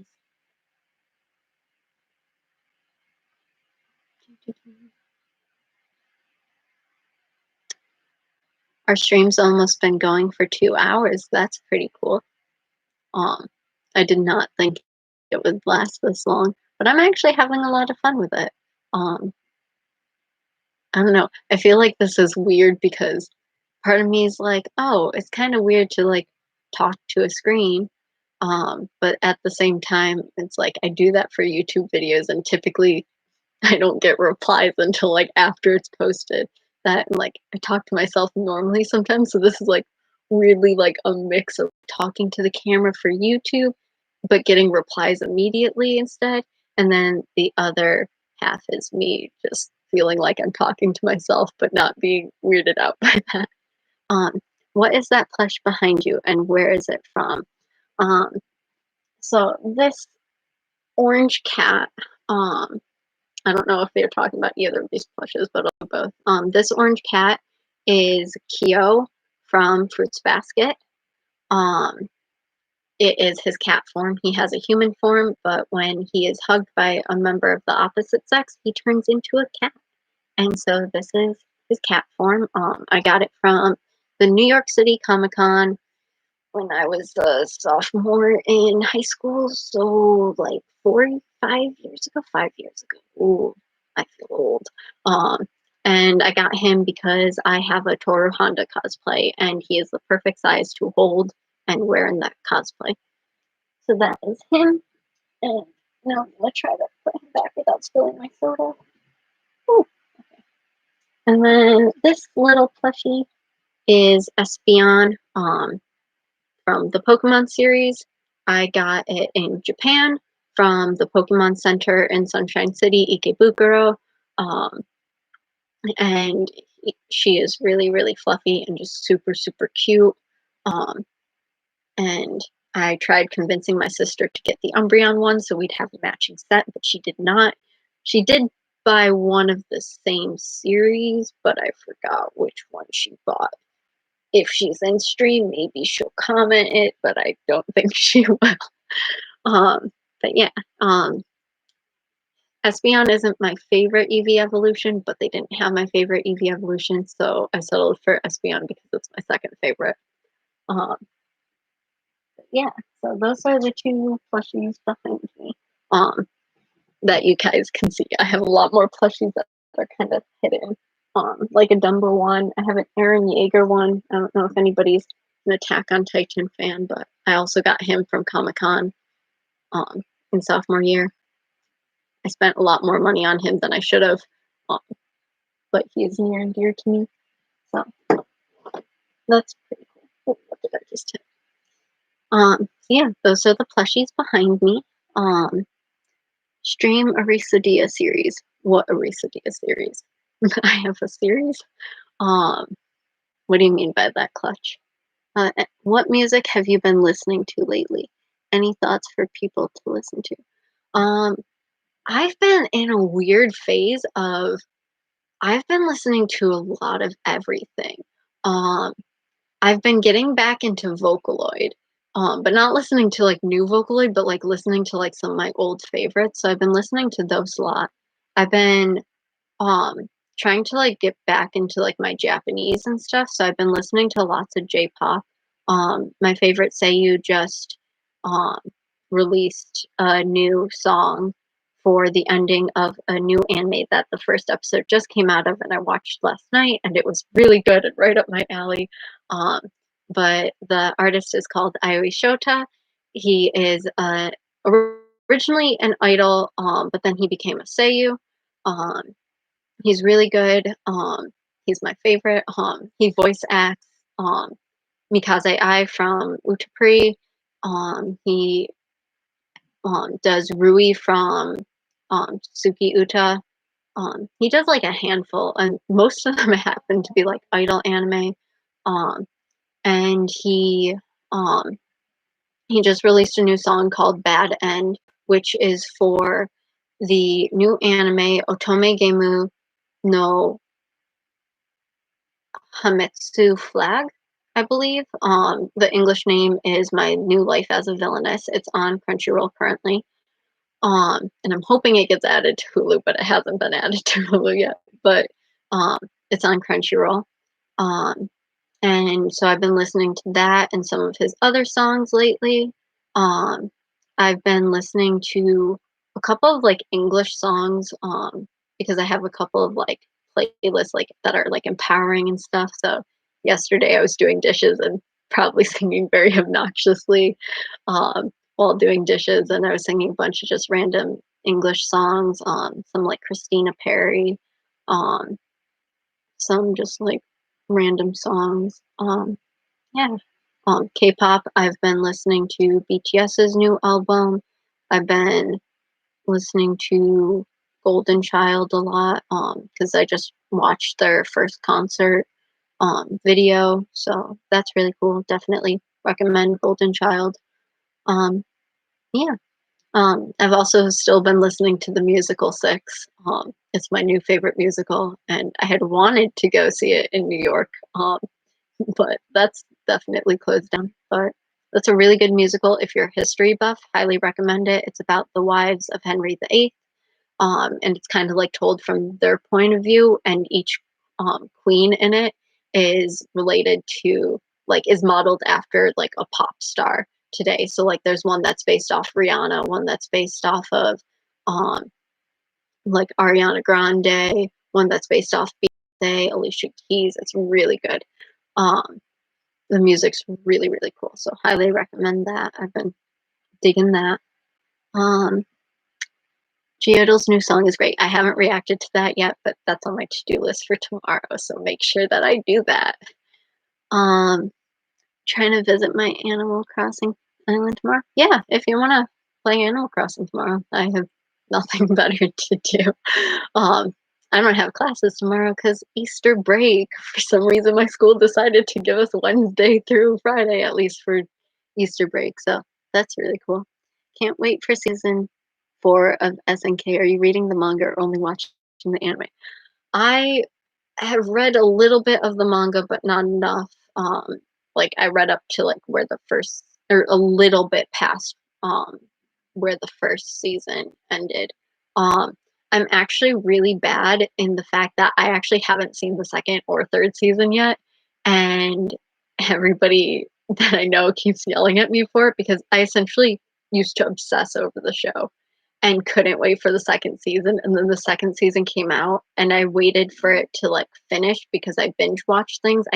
It's really hard for me to watch things as I go, and I ended up just not watching it at all, and the next thing I knew, season 3 came out, and I still haven't watched it, and I keep forgetting that I haven't watched it, so whenever I go to watch something new, I don't watch that.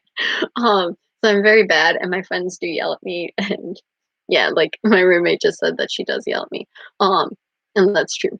And it's like, I don't know, it's to the point where, like, there are certain things that I already know, um, because people have spoiled it for me, but I don't know, like, I'll get to it eventually. I say that, but I don't know if I will. I probably will.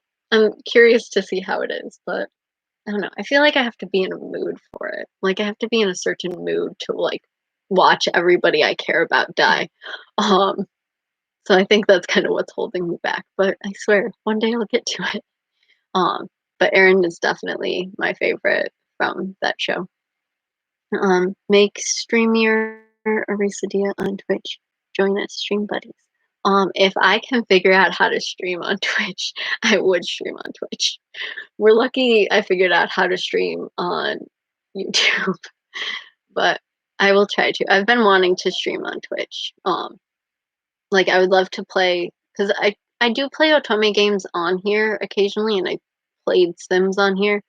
Um, and I feel like it would be a lot better for me to stream it on Twitch and then upload it to YouTube. But at the same time, my computer cannot handle that. Right now, my computer is working its hardest to keep this live stream up and running. If I open anything else up, it will crash. Um, so maybe when I update my computer, like upgrade it, I'll be able to like stream better. Um, but I would not be opposed to if I can figure out how to work the Discord chat, like playing a game and being like on call with you, but maybe not necessarily streaming at the same time. I didn't notice it was Kyo. Is he your favorite? Mine is Haru. Kyo is my favorite. Kyo is technically my first anime crush. I'm like really weird in the fact that Sailor Moon was technically my intro anime, and because of that, Mamoru from it is technically my first anime crush. But because that was something that I was like raised like watching, like my sister was super into it, so I just watched it because she watched it. Um, like in my mind it's like is an anime, but it's not like like it's not compartmentalized as like my intro anime. It was just the show that I watched growing up. Um, so for me, Fruits Basket is definitely what I consider my intro anime, and Kyo was definitely my favorite. I 10 out of 10 love him. The new series still love him. I'm happy they fixed his bracelet colors because that always bugged me. Um, but yeah, he is my favorite tsundere. Maybe not my favorite tsundere. My anime guy type is definitely tsundere. I don't know if he's my favorite tsundere, but he's definitely like up there because he was the first. So yeah, he's my favorite. Haru is nice. I don't know if my mom's still on chat. I don't know if she remembers any of the characters, but my sister and I just sat her down um, over winter break and forced her to watch the new reboot of it. And she cried twice. And I was like, see, anime can be good. Um, Now I'm trying to get her to watch Jibaku Shonen Hanakoku, which hopefully she will do. Um, but yeah, I'm excited for the second season, which is coming out soon. Except I'm weird in that because the new reboot shares a lot of the same voice actors, I originally watched the show in English, and it is the one anime that I prefer the English over the Japanese. And so I've been watching the new season in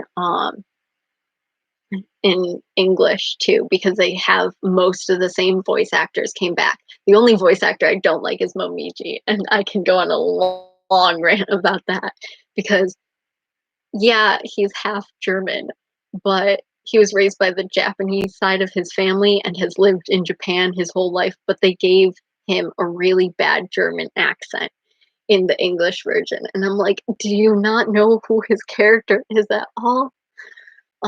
So that's my one pet peeve about the reboot, which could easily be solved if I watched it in Japanese, but I like the nostalgia of hearing the original voice actors.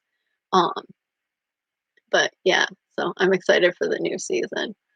Um, see, Fruits Basket got me into anime and other manga. What other anime do you watch? Um, I I feel like I always say that I mainly watch idol and otome animes, but that's really not true. I kind of just watch whatever I want. My favorite series recently has been Jibaku Shonen Hanako-kun or Toilet Bound Hanako.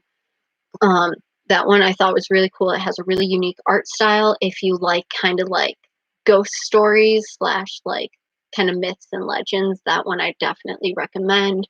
The humor in it's really funny. The like there are like intense action scenes too to kind of balance it out. Um, the manga's even better, but the anime does stick really well to the manga. There are a couple of important arcs that do get left out of the manga, um, but from the way that it ended, you don't necessarily need those arcs. If they were to do a second season, they might need those arcs, but they might just be shifting things around. Like the only thing that's technically out of chronological order is the last episode of it. Everything else is in order, just missing some arcs. But definitely recommend that one. Um, my favorite anime is Kamigami no Sobi. It's an otome that came out 2012-ish. La, if you're still watching, maybe correct me if I'm wrong. I think it's 2012. That one's really cool. It's about a girl who gets transported to a realm in which she has to teach a group of gods from different pantheons about humans. And it's really cool because it ties in Japanese, Egyptian, um, Greece, and Norse gods. And I'm a really big fan of mythology, so I really enjoyed that. So yeah, my anime husband is actually from that show. So that's really cool. Other ones that I like, I really like Pandora Hearts. Definitely prefer the manga over the anime. Um, but that one's a really good series. I like Free Iwatobi Swim Club. Um, I'm trying to think. I just watched Inspector, which is a Crunchyroll original. That one was really good. I didn't think it was going to be good, but I actually really enjoyed that. Trying to think what else. I just finished watching um, Phantom in the Twilight, Meiji Tokyo Renka, and Libra. mm, The Libra of Nil Admirari, I believe is how it's pronounced. It's some kind of Latin sounding name. Those ones are all otome, but those ones were really, really good. Um, yeah, I kind of just watch like whatever. I'm kind of just into, I don't know. I feel like my tastes are very specific in certain senses, but also pretty like open in other senses. Um, I pretty much watch everything. Um, I have lots of shows that I've started but haven't finished. But I enjoy lots of shows. Awari no Seraph is really good.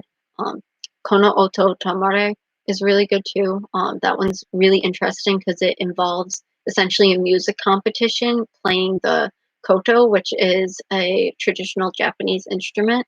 That one was really interesting.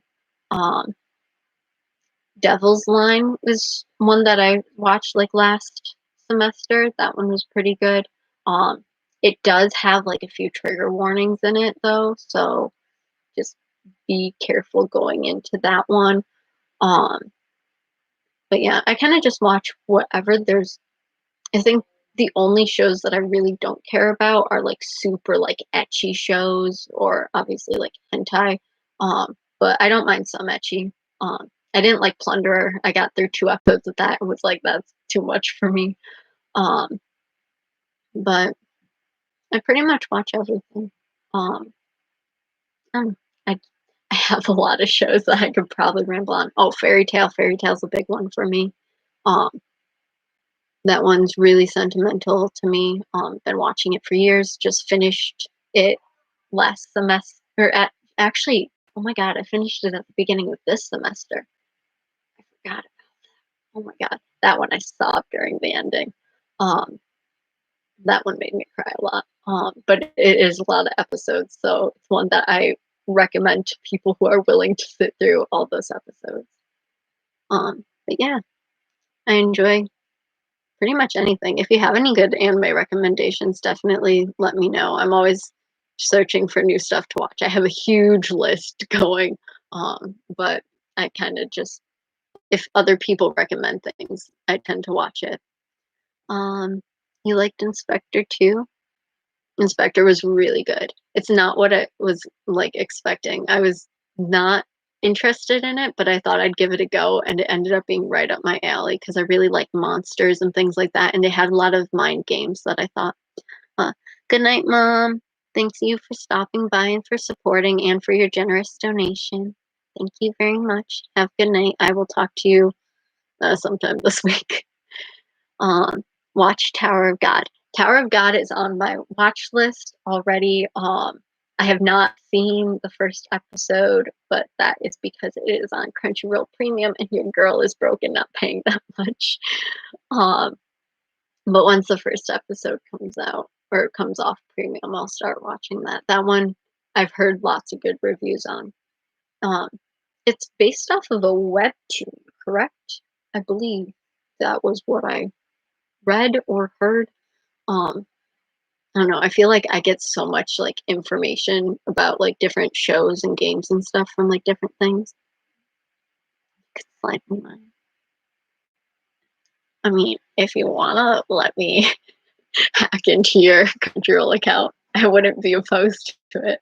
Um, but I don't mind waiting. I was actually like, I'm really bad about watching shows when they come out, so I typically was just gonna wait until, like, there were a few episodes out and kind of binge it in 2 parts. Honestly, I think the only show I've watched entirely as it came out was Hanako-kun. Um, everything else, like, all my other shows, I wanted to binge the rest.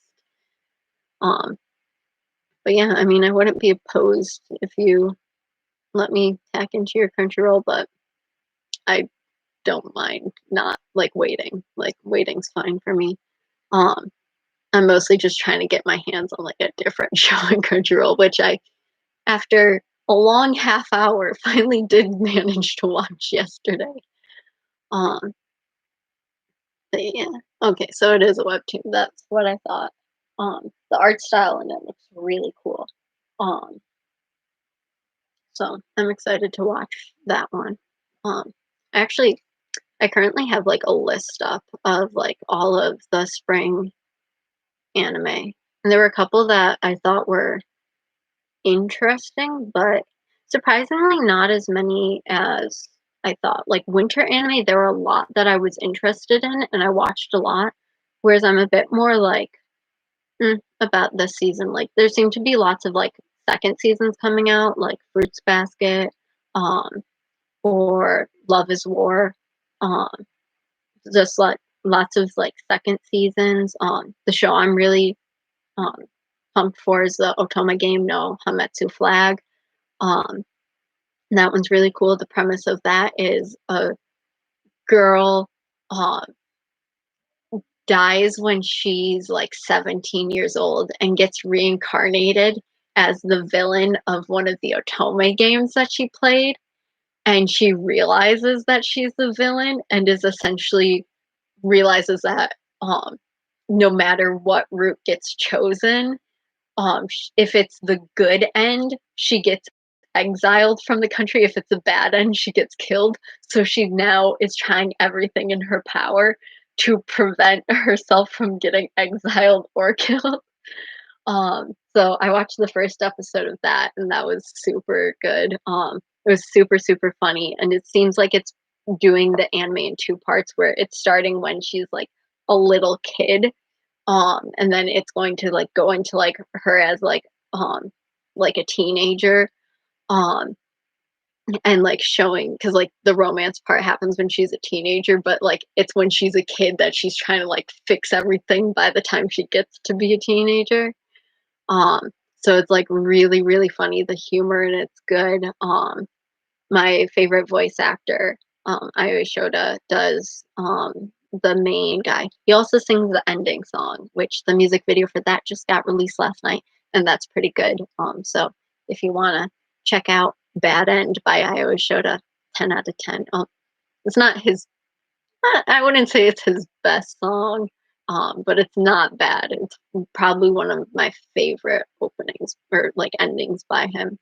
Um, my favorite probably Eclipse, if we're going just off of his original songs. If we're going off, because he sings a lot of Idol songs, because he voice acts a lot of idols, my favorite is definitely AI, from Utapri. That one's really good. Um, well, what's the name? The name of the show is Otomege no Hametsu Flag. In English, it is My New Life as a Villainess. I know that it is on Crunchyroll. Um, it is also legally on like Kiss Anime, which is where I found it. I believe it's on GoGo Anime too, but I couldn't get it to work on GoGo Anime. But it is on Kiss Anime and it's on Crunchyroll. I'm hoping it will be added to something else like maybe Hulu, but as far as I'm aware, it has not been. Um, but I really enjoyed watching the first episode. It seems like the characters will be really interesting and funny. Um, and I liked how they were like playing out like the girl trying to figure out what to do. I thought that was really good. So and that's the one I'm most excited for. Trying to like scroll through this list. Um, BNA is one that I haven't seen. It actually gets the first episode comes out officially in 2 days, but they apparently streamed 6 episodes in Netflix Japan. That one looked really cool. The art style looks really interesting. It's about um, like animal human hybrids, and about a girl who suddenly becomes like half Tanuki, and she like runs away and like kind of meets somebody and like they figure out how to like kind of survive, I guess. That one looked interesting. That one's called BNA. I'm trying to see what else.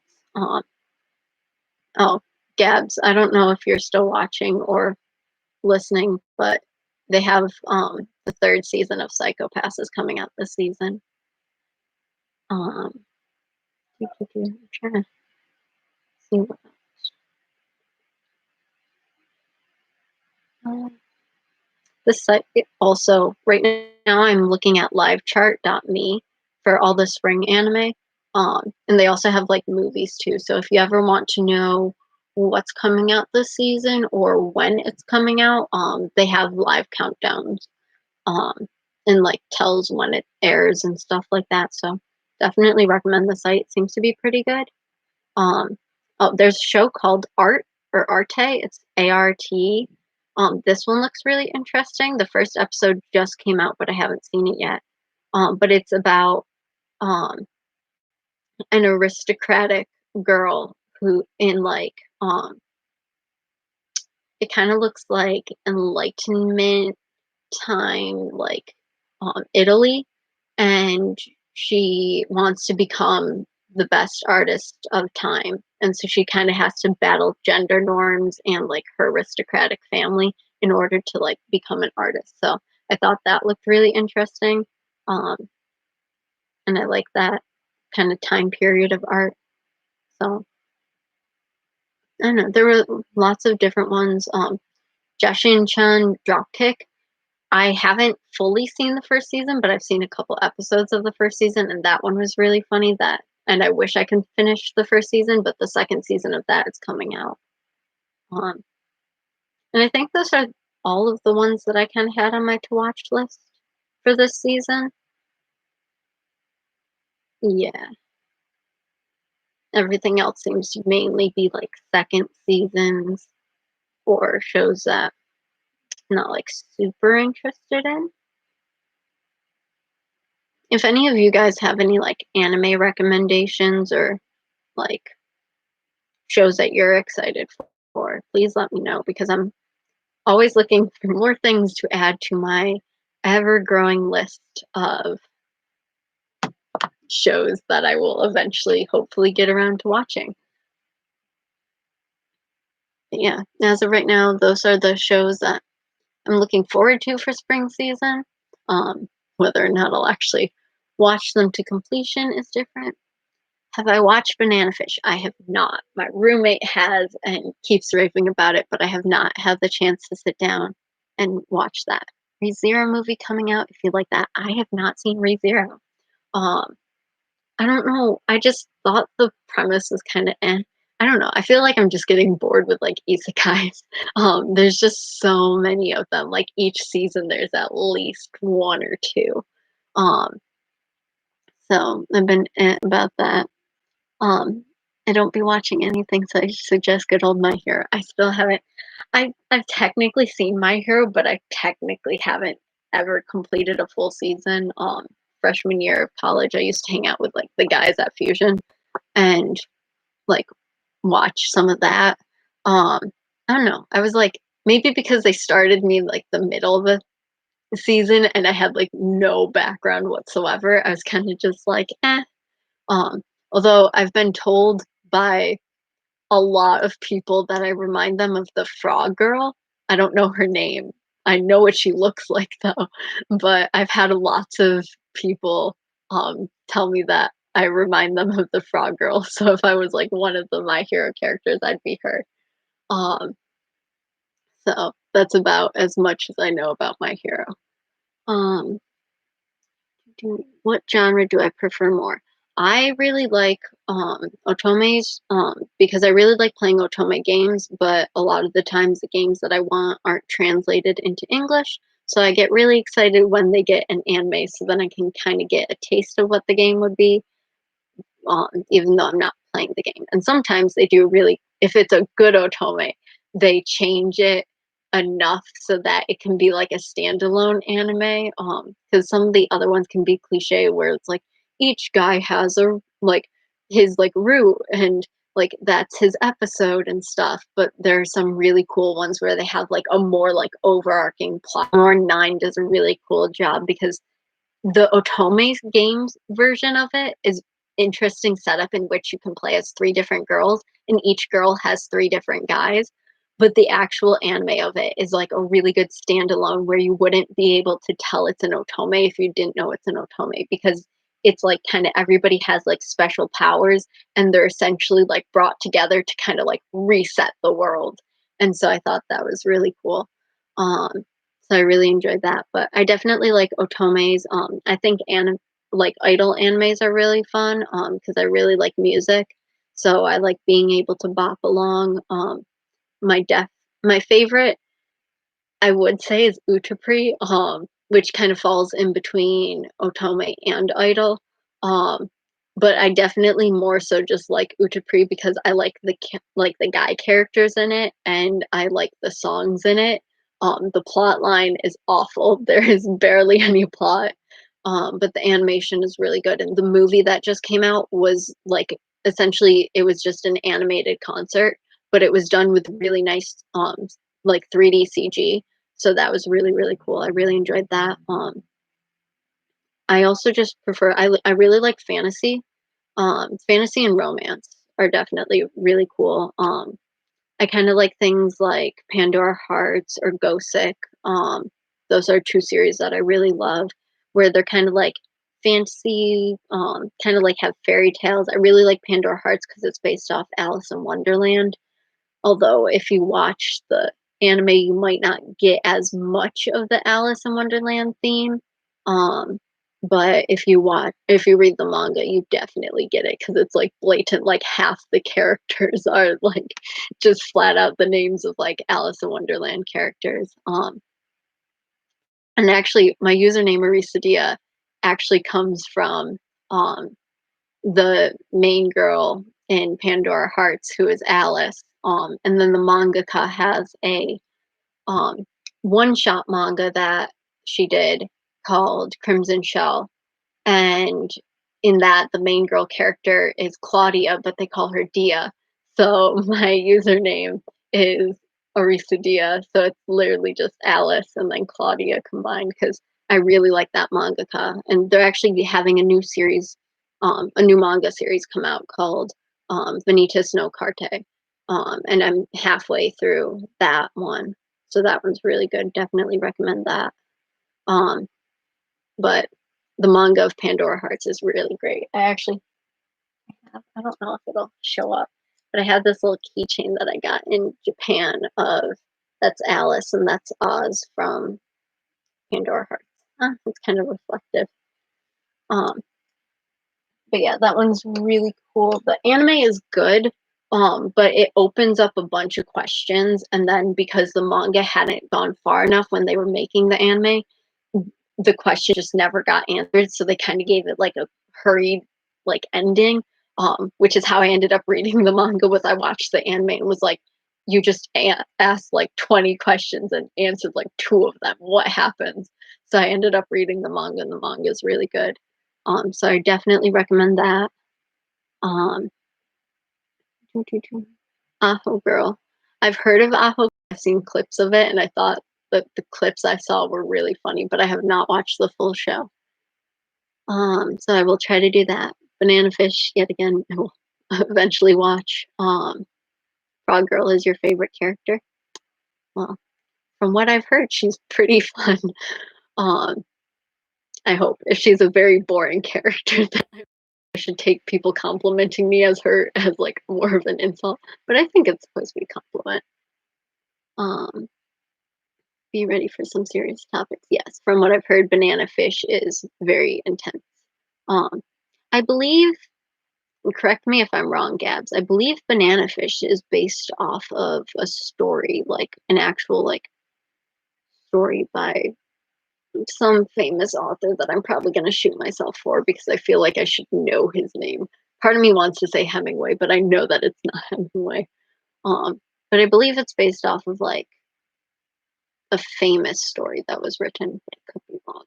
Um, yes, the story behind the name. Yeah. Everybody always wonders where the hell Arisadia came from because it's I guess part of my name technically is the in my username, but it's not like a huge part. But I have had many people who have been like who have believed that it's my real name and been like, "Oh, like is that your real name?" And I'm like, "No." And then I tell them my real name and they're like, "Oh, well, part of your name's in there." I'm like, "Yeah."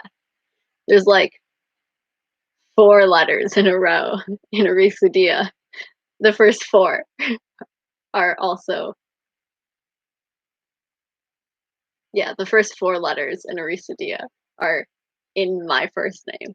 Um, and technically, if you take the 2nd through the 4th letter in Arisadia, that's my nickname. So there is some correlation between the name and my username. Um, but yeah, mainly it was inspired because I was trying to come up with a Tumblr handle, but I wanted to rebrand because my old username used to be DuckyFan24, and I was like, I am a teenager. I'm not going by DuckyFan24 anymore. So I was trying to come up with something new, and so I was like, well, I really like this mangaka, so what if I just took the main like characters from her 2 books at the time, like they're 2 different like names and just combine them. And it happened that like Claudia went by Dia instead of Claudia. So I was like, okay, so Dia and instead of doing Alice, because her name is Alice, but I was like, Alice Dia didn't sound good. So then I was like, what if I did the Japanese pronunciation of Alice, which is Arisu? So I did Arisu and then Dia. So Arisa Dia. So yeah, that's how I came up with my name. And then on YouTube, if you notice, it says Arisa Dia I. The I was because when I created this account, Google was like, you need a last name. And I was like, and I didn't want to split up Arisu and Dia because I thought that would look weird.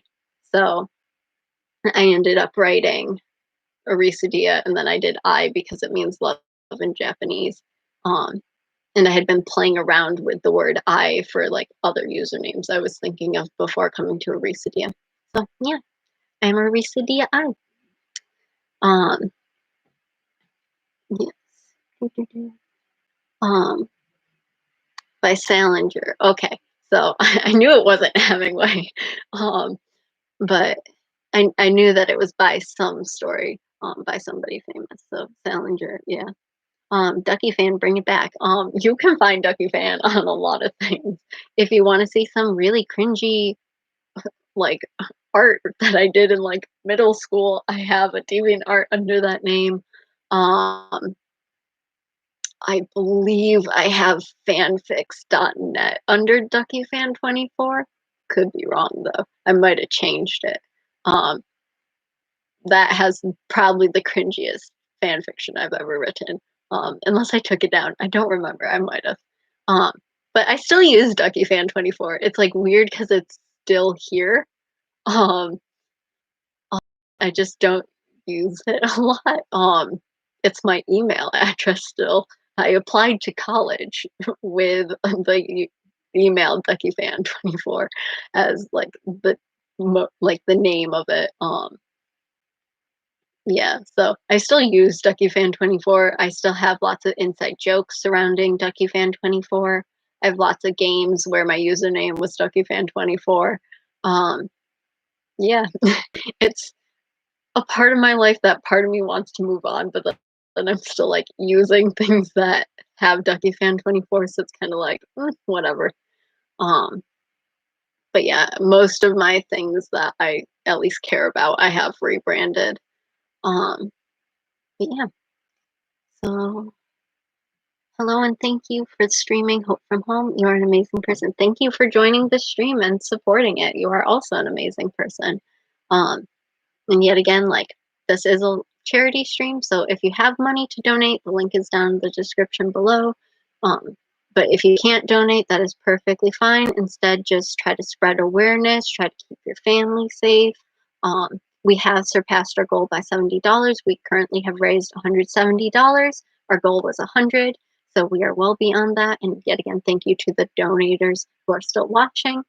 Um, and yeah, just any little penny helps. And even if you can't donate, there are many different things that you can do to help protect yourself and your family and your community. So I would definitely recommend looking up ways in which you can help doing that.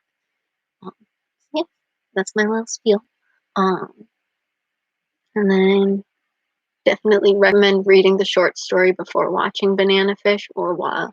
That's a good idea. I'll actually probably do that. I don't know. I'm a creative writing and English major, so I tend not to um read more than I have to, which is really bad.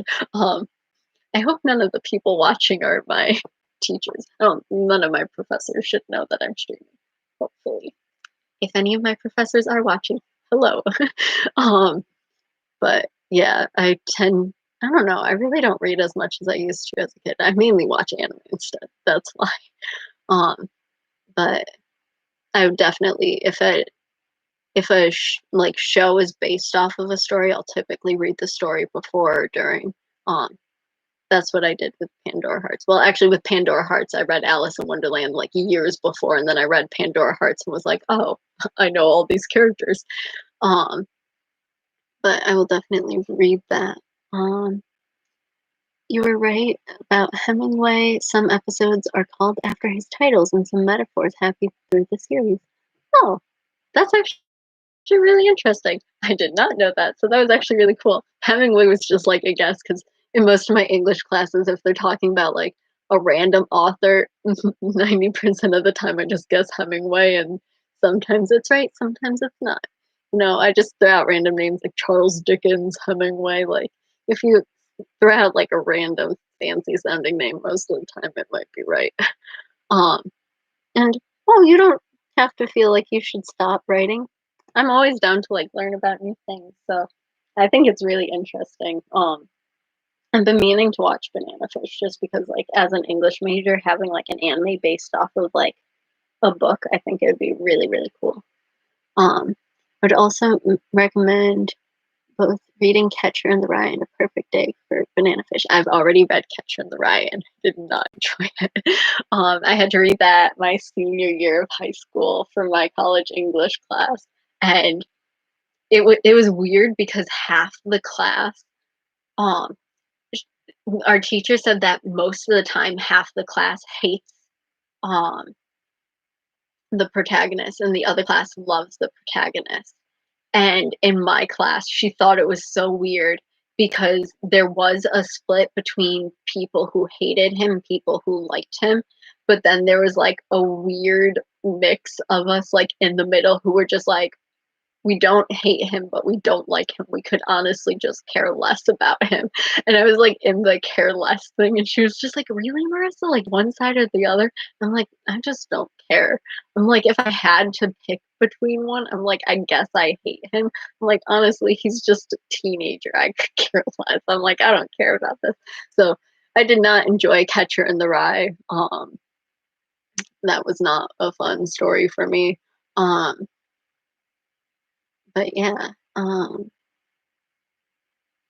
haven't read A Perfect Day though, so I'll probably read that one.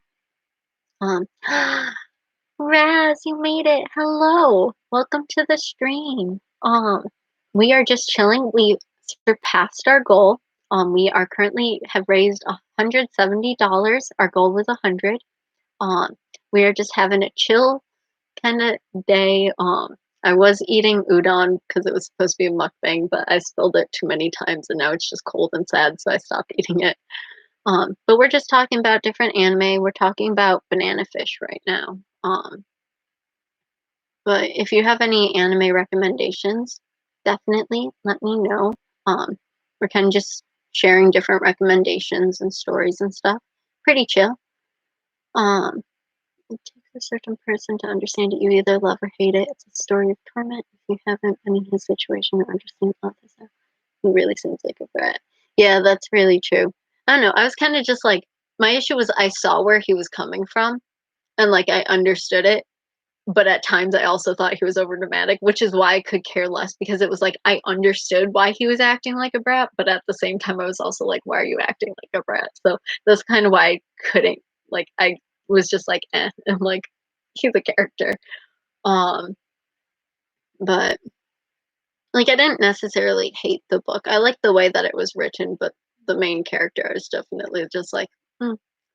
I remember one of the projects that we could do for that when we read that book was we could write an epilogue for it. And I think I wrote an epilogue.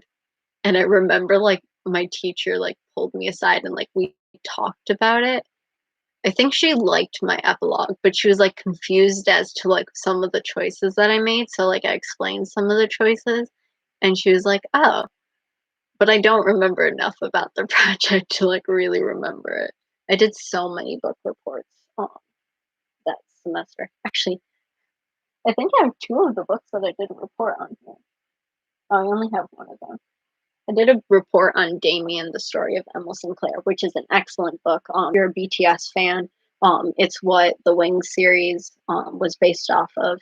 And yes, I totally did read it because of them, but it's actually really good. Essentially, the entire plot of the book is a kid has an existential crisis over a lie that he told about some apples when he was like 8 years old that lasts for like 10 years. So from the ages of 8 to 18 is essentially him just having an existential crisis over a small lie that he told about apples. Um, so while the plot of that sounds ridiculous, it's actually really interesting because it plays a lot around with religion and like different types of religion and how different stories of religion can be interpreted. Um, so I really enjoyed that. Like they tell the story of Cain and Abel in a really interesting way. So if you're into kind of like more existential things and some like interesting views on religion, I would definitely recommend that book. Um, Really good. Plus, it also makes a lot of motifs that show up in the Wings music videos a lot more interesting because you now understand the motifs that go beyond that. So that's really cool. I also did a giant book report on Carmilla, who is the first female vampire, um, according to literature. She predates Dracula and she is flamingly lesbian, and it is great. The story is told by the a girl who essentially gets not necessarily stalked, but is essentially Carmilla's friend, and is like a normal human and doesn't realize that Carmilla's a vampire, and then slowly realizes that she is. And I think there ends up being a hunt against Carmilla. I don't remember if she dies. It's been a few years since I read it. But if you enjoy vampires and you enjoy female power and you enjoy lesbian things, I would definitely recommend that. Um, I definitely thought it was cool that it predates Dracula. Um, so technically the real OG vampire is Carmilla. And she is definitely typically portrayed as like Dracula's wife or like the queen of the vampires. So I think that's really cool. I'm really into vampire lore, so that's why I read that. Um, Definitely recommend that book. Um, yeah, I surprisingly have never been forced to read Hemingway short stories. Um, you would think as an English major it'd be a requirement. Actually, was I? Hmm. Now that I think about it, I took an early American literature class in which I know that we were supposed to read some Hemingway, but my thing was I didn't read for that class. I passed that class with a really good score, but that's because the way that she set up tests were easy. So as long as you took notes in class and studied, you could like do well on the test. And so I got like on the midterm, I think I got an A minus, and then on the final, I think I got an A. And I can honestly admit that I only read one thing in entirety. And the only reason I read that one thing in entirety is because I had to do a group project on it.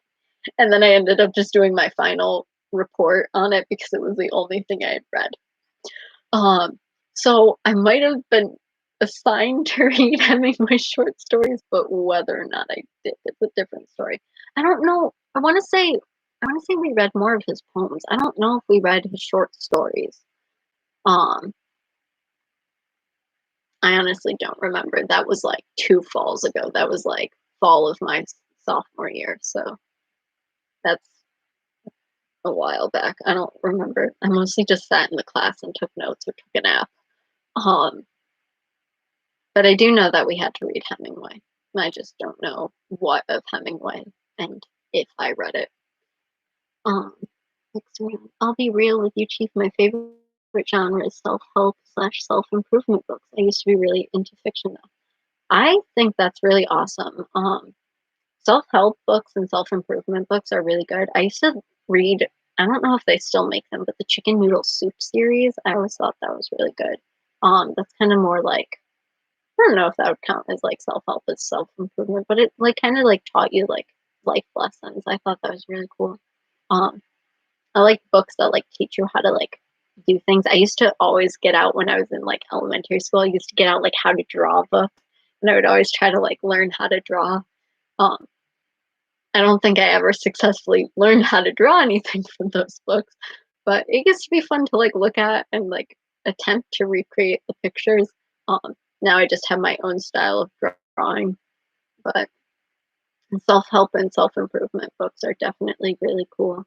I'm trying to think. I feel like I read oh, there was a book that my family made me read in high school called, I think, Don't Sweat the Small Stuff for high schoolers, maybe something along those lines. And that one was really interesting because they taught you like different ways to like kind of like deal with the world around you while you're like going through high school and like learning not to like focus on like little things that can trip you up, but to kind of just like go with the flow and like focus on yourself. Um, Fiction though, fiction I love. If I'm forced to read, actually, as I get older, I've been reading more realistic fiction. but as a kid, I love fiction, and even now, I'm a creative writing major, so a lot of my writing is actually fiction, and some professors get annoyed because 'cause they'll assign to, like, write a short story, and my short story will be, like, fiction, but it'll be, like, set more in, like, a realistic world, but then there'll definitely be parts of it that it's like, "Oh, this might not be real, it could be, like, fictional," and then they get mad because they're like, "You're supposed to write, like, a real, like, fiction thing, not, like, a fantasy fiction thing," and I'm like, "But you didn't specify," or because, like, that they know that's a thing with me, this semester I'm taking an advanced fiction course, and when I was, like, talking to my advisor about taking it, he flat out looked at me and he goes, "You know, when you take this course, it's going to be realistic fiction, right? Not fantasy fiction." And I was like, "Yeah, I guess." It's like, I just kinda need this class to graduate and thought it looked fun, but I guess I can write, like, a realistic fiction story. Um, Now I'm writing 2 realistic fiction stories, but one has been peer reviewed, but I haven't fixed anything. And the other one has 1 paragraph written and I hate it. Um, but at least for my capstone, I did turn in a very fantasy, like in your face, like it starts off with a guy playing with blue flames. Um, that one was really cool. That one's fantasy. So that one's actually supposed to technically be a spin-off of something else that I'm working on, but I'm having more fun writing the spin-off than the actual book it's supposed to be from. So we'll see how things play out in my mind. But eventually, hopefully, it'll be a book. Maybe. I don't know. No promises.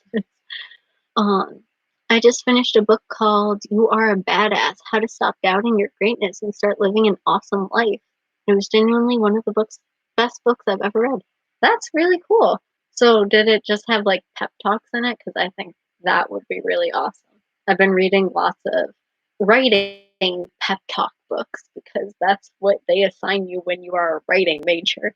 Just books on how to write, but in trying to, like, do it in fun ways, and it just makes me wanna shoot myself, honestly. Some of them are good, but other, like, pep talk books about writing are just not fun. Um, yeah, it kind of really helped me get in a better headspace. Oh, that's really awesome. Good for you. Um, yeah, I think that's really cool. Um, I feel like I've never really turned to literature to, like, try to, like, better myself, at least in not, like, typical ways of, like, reading a self-help book. Like, I'd read, like, a fantasy book and be like, "This character's so strong and badass, I wanna be like her." Um, but it's, like, really cool that you're able to, like, read a book and it's able to, like, help affect you and, like, the way that you think in, like, a really positive way. Um, that's something that I hope to accomplish in, like, one of my books is maybe not necessarily in quite a self-helpy way, but, I used to read books as, like, a way to escape from the world. So my goal for, like, writing is to write books that, like, others can escape into, um, which is why I mainly write fantasy to the chagrin of all of my professors.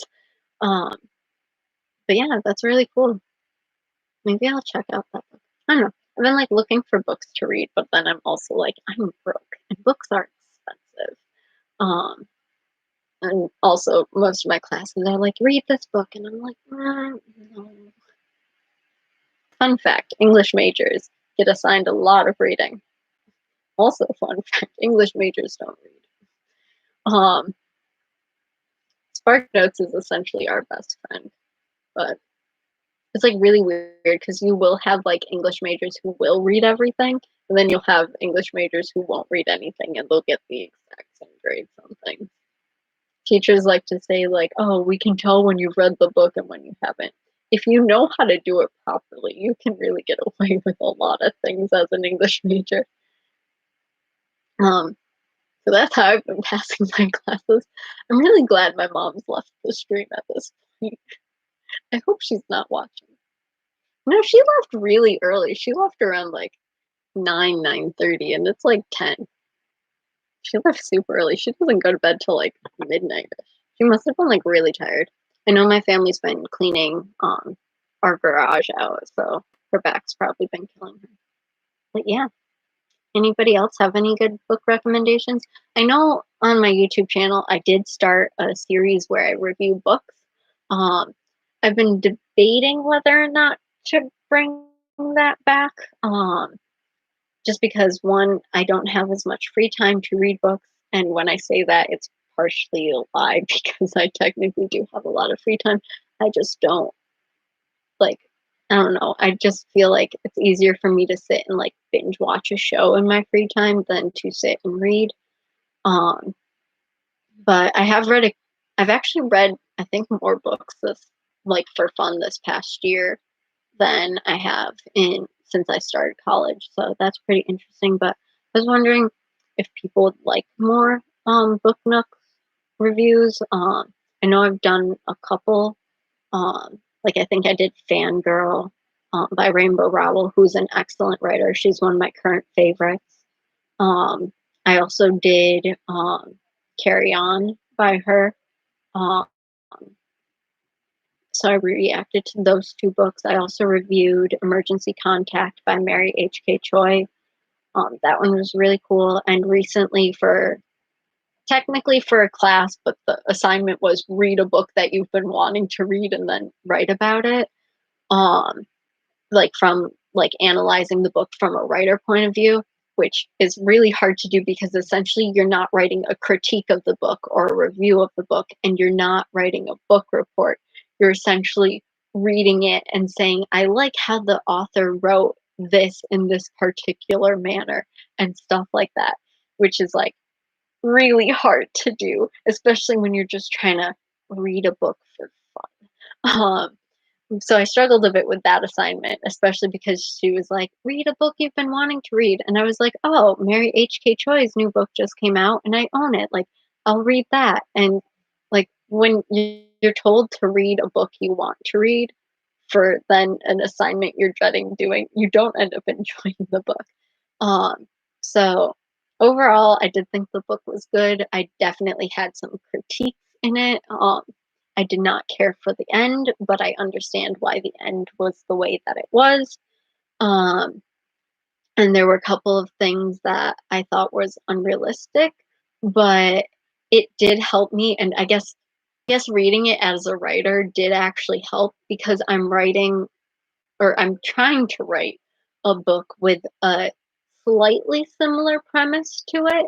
Um, and this book kind of just showed me what not to do. So hopefully mine can be a little bit more believable and more realistic. I feel like it's probably going to end up being a bit more not realistic, but we'll see. Um, the book might not even be published. But like that book, I was considering maybe doing a book nook reviews. I have a couple other ones. One of the books that I started reading last year before I went to Japan, but then I went to Japan, so I couldn't finish it. Um, and I technically still haven't finished it, but I'm only a few chapters away. Is a book called Through the Looking Glass, or it's just called The Looking Glass. And actually, one of my professors wrote it, and I've been debating on doing like a book nook reviews on that because she's one of like my favorite professors. Like I was like on Zoom with her like one on one earlier today talking.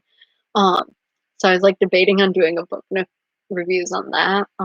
Because overall I like her book, but there are definitely things that I found for being realistic fiction were just way too coincidental. Um, but I really enjoyed that. I haven't finished it, so I can't say 100% that I enjoyed it because I don't know how she ended it. But I like it so far. Um, so I was debating whether or not I should do the book nook. Clutch says, "Yeah, book reviews are dope. I barely read now, barely read, so now I could get hip without reading." That's true. I'm not sure if I'm the best person to get reviews for since they are few and far um, between, but I do have a couple of. I think I have one that I recorded and haven't edited. So maybe I'll get that up, and then I have I don't know, I have lots of books in my room, like, right now. I have more books at home where my actual bookcase is, but I have lots of books here that I keep meaning to read and haven't read yet, so maybe I'll get around to those. Um, but yeah, so books are fun. I'm trying to see. I only have, like, a few books behind me. Oh, yeah. Uh, I don't know, I have 3 books? No. Okay, so I have 2 parts of what I would call my trifecta. So essentially, there are 2 books that I have read that I like to say are, like, based on my life without being based on my life, and essentially, they are the 2 books where I have related entirely to the main characters. Um, and for that reason, like, they have become some of my favorite books, and the and they cover, like, different parts of my life. One is Fangirl by Rainbow Rowell, um, which is about a girl who goes to college and, she's, like, really shy and she's, like, a writing major, and she, essentially, like, doesn't want to write her own stuff, she wants to write fan fiction, and the series that she's writing fan fiction for is kinda like Harry Potter, but it's not, and it's actually what inspired Rainbow Rowell's books Carry On, followed by Wayward Son. And yes, that is supposed to be a pun. Um, and the third book, Anyway the Wind Blows, is coming out next year, hopefully. Cross your fingers. Um, but um, that book I really liked because growing up, Harry Potter was a really big part of my life. Um, and so I kind of liked seeing how like this girl who was also struggling. I also read this book right before going into college. So I thought of it as like my freshman Bible college year. Um, and that's probably like news to all of my like upperclassmen who are watching this. Um, but um, that was like I really just related to like her and like how like she dealt with everything was kind of like ways for me to learn how to deal with everything. And like I liked how she had that series that was like she grew up with it and she was just like obsessed with it. And that was kind of like what I had done with Harry Potter. Um, and the fact that the series that she was obsessed with was similar to Harry Potter, like kind of added to that. Plus, she was like super into fan fiction. And her big thing about fan fiction was like it's hard for her to write her own world, but it's easy for her to write somebody else's. Um, and like I really relate to that. I write fan fiction. I don't post it, but I write it. Um, and a lot of the times, it doesn't happen with all the things because there are some stories that I write with my own personal characters that just because I've worked with the characters for so long in development, it's easier for me to write that. But it's definitely like if I'm starting like from scratch, it's easier for me to start from scratch for like a fan fiction than start from scratch with my own like characters and stuff. Just because with fan fiction, the characters are already fleshed out. You essentially just get to play God and get them to do what you want. Whereas when you're writing your own stuff, you really essentially like you're not just playing God, you are God and you have to create everything. Like the scenarios, who they are, what they're wearing, what they're doing, everything, their personality. And so, like, I really liked that aspect of the book. Um, and then the other book is called Gamer Girl, and that is about a gothic um, girl who um, loves anime and ends up her parents get divorced and she ends up moving to a new school. I never had to move to a new school, but my parents did get divorced. And one of the ways that she stays in contact with her dad is through an online game, um, which I think is called Fields of Fantasy or something kind of cheesy like that. And she ends up finding friends in her new school, despite like being seen as a weird person because she dresses goth. She ends up finding friends through creating an anime club, and she ends up finding romance online through the game, and she also is working on her own manga, and she's an artist and she draws manga and she submits the manga to a contest. Um, so I really like that because I'm super into anime. I'm super into games, and I actually thought it was kind of interesting. I said like a little while ago that my own parents are divorced, and one of the ways that when I was younger, one of the ways that I stayed in touch with my dad is we used to play RuneScape together. So I really liked that aspect of it. So that one was kind of interesting. Um, so now, in order to make it be a trifecta, I need a K-pop book, which is something that I'm in the works of writing. I don't know if it'll be good, but it'll hopefully be written at some point. Also, hello, Lena. I hope that's how I pronounce your name. Welcome to the stream. Um, Raz says, "All right, you're heading to bed. Thank you for tuning in, Raz. I love you. Much love. Thank you for tuning in. Sorry if it gets kind of loud. It is downpouring. It just started downpouring. Um, and yes, Gabs, the wind is being wild. Um, Actually, the wind doesn't sound too bad, but it's definitely downpouring. Um, which I don't mind. This means I'm gonna sleep well tonight because I sleep best in the rain.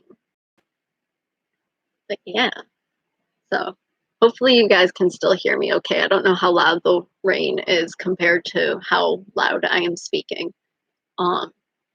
But yeah.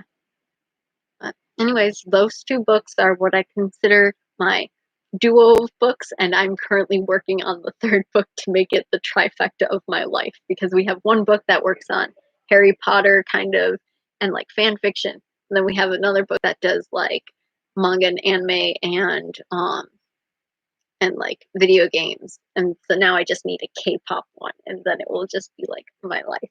Um Split between three books. So because I have not found a K-pop book. I'm currently actually in the works of attempting to write one. Um, I know that a couple of my friends have heard the pitch for it. I don't know if it'll be good. I keep deciding one thing and then switching back. And for NaNoWriMo, which is National uh, November Writing Month, maybe I could be wrong. I don't know. Um, but essentially, every November, authors will try to like sit down and write 50,000 words of whatever book or project that they're writing on. And I only found out about it this year. Um, but one of my friends, one of my fellow like writing students who I'm close to, um, she and I, or they and I, um, decided that we were going to attend NaNoWriMo. Um, they had a bit more like person they were working on their thesis, which was like a finished novel. So they were definitely just trying to hit that word goal. I was just trying to force myself to write more. Because I'm always like, I should write, and then I sit and stare at a page and I'm like, no. So I did try to write and I did pretty good at the start. I didn't make anywhere near my goal. I did get over 5,000 words written and I think like 7 pages. 7 to 12 pages. I forgot how far I actually got. But then like schoolwork got busy because it was November, so it was like final season, and I was also planning a dance at the same time for one of my clubs. So it was like I was like pulled in every which way, and I was like, I can't do this. Um, but the book that I was working on for NaNoWriMo was the K-pop book that I'm working on, and that one I like kind of have a plot laid out, but I was like, maybe if I just sit and write, it'll come to me. And I sat and wrote, and I don't think it came to me. um, like there are some parts of it that I wrote that could be used, and then a lot of it's probably just gonna be like torn and like tossed in the trash. Granted, I did write some of it, like a huge portion of it, at a Starbucks during the day, and I don't typically write with noise around me or during the day. I write at night in like either dead silence or with like piano music playing. Um, so I think that might have thrown off my like concentration in writing a little bit, but I don't know, we'll see. If in a few years you see an announcement on this channel that this book is being released, you now have, like, I guess, a preview-ish of it, the fact that it's K-pop. It's not, like, my main focus of the book, like, part of me wants to write it because it's more I feel like it'd be more relevant published sooner rather than later, but I have a different book that I'm working on that personally I just think is more fun. I have still very little of the plot figured out, but I have most of the characters figured out. And one of the characters is my favorite character that I've ever created. And that's who the spin-off is about that I'm working on for one of my classes. And he's really cool. He's my favorite character. Um, so yeah, the spin-off novel might be released, not necessarily released, but it's probably going to be written before the main one. But the spin-off novel is just his backstory, so it's like fine if I finish it first. It just fleshes out his character more. Although he's considered a main character, but he's like I guess if you were to consider there to be a love triangle, he's technically one of the points in the love triangle, but the love triangle is not really a love triangle, and that would be explained in the book, um, which I'm still figuring out. But yeah, uh, okay, it sounds fine on the stream. Okay, that's good. It seems like the rain's actually like it down, so like that's good to hear. But yeah, and yes, you are getting insider knowledge to books that won't be written for a long time if they get written. I don't know. My issue is I have a very active imagination, so I'm constantly coming up with new book ideas, constantly. And I come up with an idea and then I stick with it and then I kind of like either continue to stick with it or I drop it and kind of put it on a back burner of my mind. Um, like if I were to count how many stories like I'm currently in the middle of, and by stories I mean novels, not like short stories for class or anything, but if I were to count novels, I would say I probably have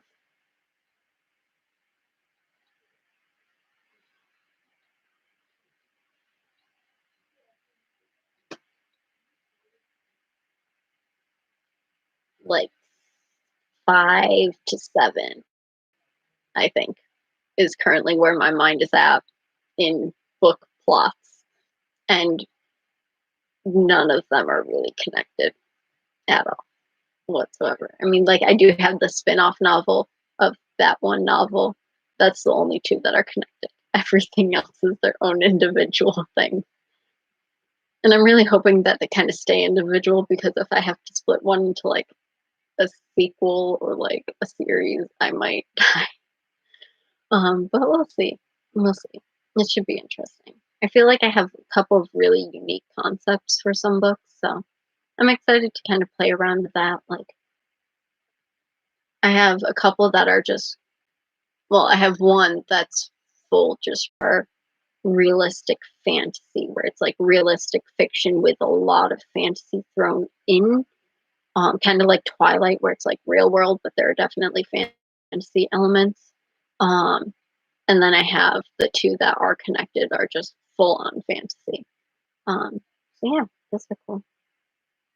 Um, and now I just have to write them,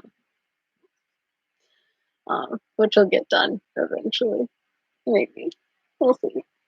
But yeah, if you've ever wanted to know what the writer life is like, it sucks. um, it's just a lot of imagining things and then not wanting to put forth the effort of writing things. But I have time and I have other things to do in the meantime. There's no rush, which is what all my teachers have been telling me. Uh, I gotta go. See you guys later. Thank you for stopping by the stream and for supporting this. I hope you have a great night. And thanks again for subscribing. And yeah, have a good night. Bye. Um, yeah, it's getting kind of late. I've been going at this for 3 hours. Wow. Bye. And thanks again for supporting. And once again, since we're hit at like the 3 hour mark, gonna plug the donations. This is a charity live stream. We have hit our goal and surpassed it. We are still at $170. Our goal was 100, so we're doing pretty good. Um, this is to support any people who have been COVID-19, um, and all of the money gets 100% donated, and it goes to ensure that doctors get like the supplies that they need, children get food, people get shelter, and so it does a lot to help just everybody around the world in different aspects. If you don't have money to donate, that is fine. A lot of people are in financially difficult positions right now with all the shutdowns and job losses, but spreading the word and just doing small things like making sure to like wash your hands and like cut back on like the trash that you're like creating can really help just people in general and will help save money. So please look into those things if you cannot actually donate. And I mentioned earlier on the stream that there are other things you can do. Like if you can sew, you can try to see if your Joanne Fabrics stores near you are giving out um, fabrics so that you can make masks to donate to hospitals. I know that is a thing. There are programs that are going on where you can help to feed children who typically would get their food from school, but because schools are closed, don't have food at home. So there are programs that help with that. Markiplier mentioned on his stream earlier to like try to reduce like your recycling because recycling centers are shut down. If you have any trash, make sure that it's actually in the trash bin so the trash workers just pick up the bin itself and don't have to touch any trash that might be contaminated. So any giant boxes you have, store them until after this is over because that's something extra that they'd have to touch that could be contaminated. So just small things like that. Don't go outside unless necessary. Keep 6 feet apart, social distancing. Just try to stay inside, stay sanitized. Um, and just try to take care of yourself. If you have any elders in your family, try to take care of them, but also try to stay away from them. I know I've been helping take care of my grandmother because I'm like her only relative that's in the area. And so like I picked up medication for her today, but I made sure like I like put it on her like porch and like step like 6 feet away so that she could go and get it. And I talked to her for a little bit, but we were like feet apart and like we didn't have any contact and stuff. So definitely be like safe if you're in that type of situation. And yeah, just spread the word. Donate if you can, but if you can't, that's fine. Putting yourself and your family first comes before anything. But yeah, if you would like to donate, the link is in the description down below. And we would really appreciate if you do help out. If not, please spread the word. Thank you. Um, Release them in like 30 years and call them historical fiction.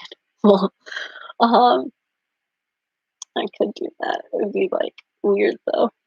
I feel like that would only really work for like the K-pop one. Um, but the other ones, I don't know. I feel like most of them could be like kind of timeless, quote unquote. I don't know. There's no such thing as a timeless book unless it's completely fantasy.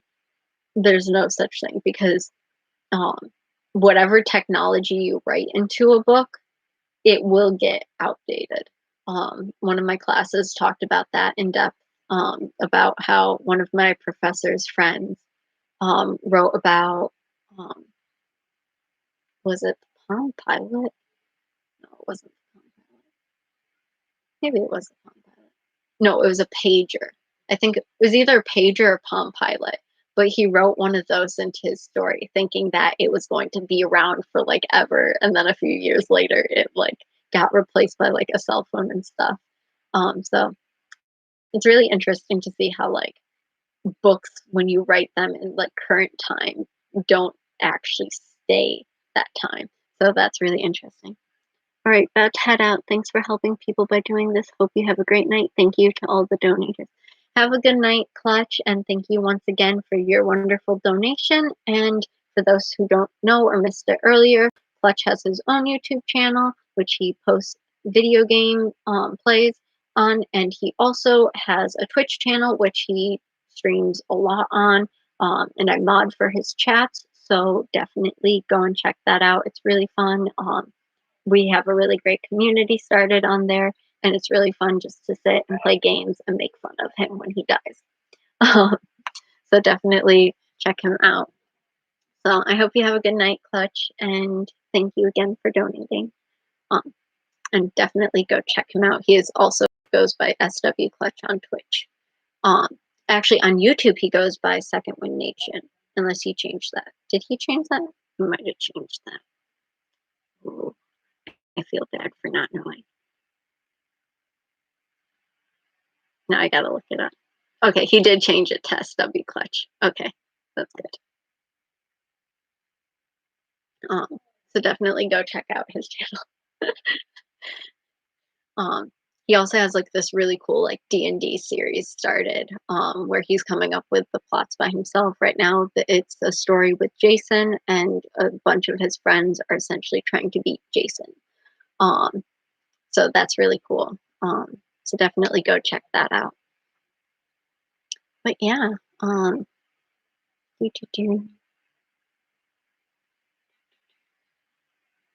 my phone keeps doing like really weird things where it's not like telling me when uh, I'm getting notifications. Like I keep getting Snapchat like way after um like they're being sent.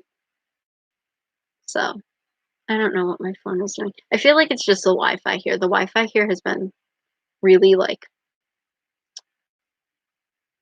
spazzy, I guess is a good way to put it.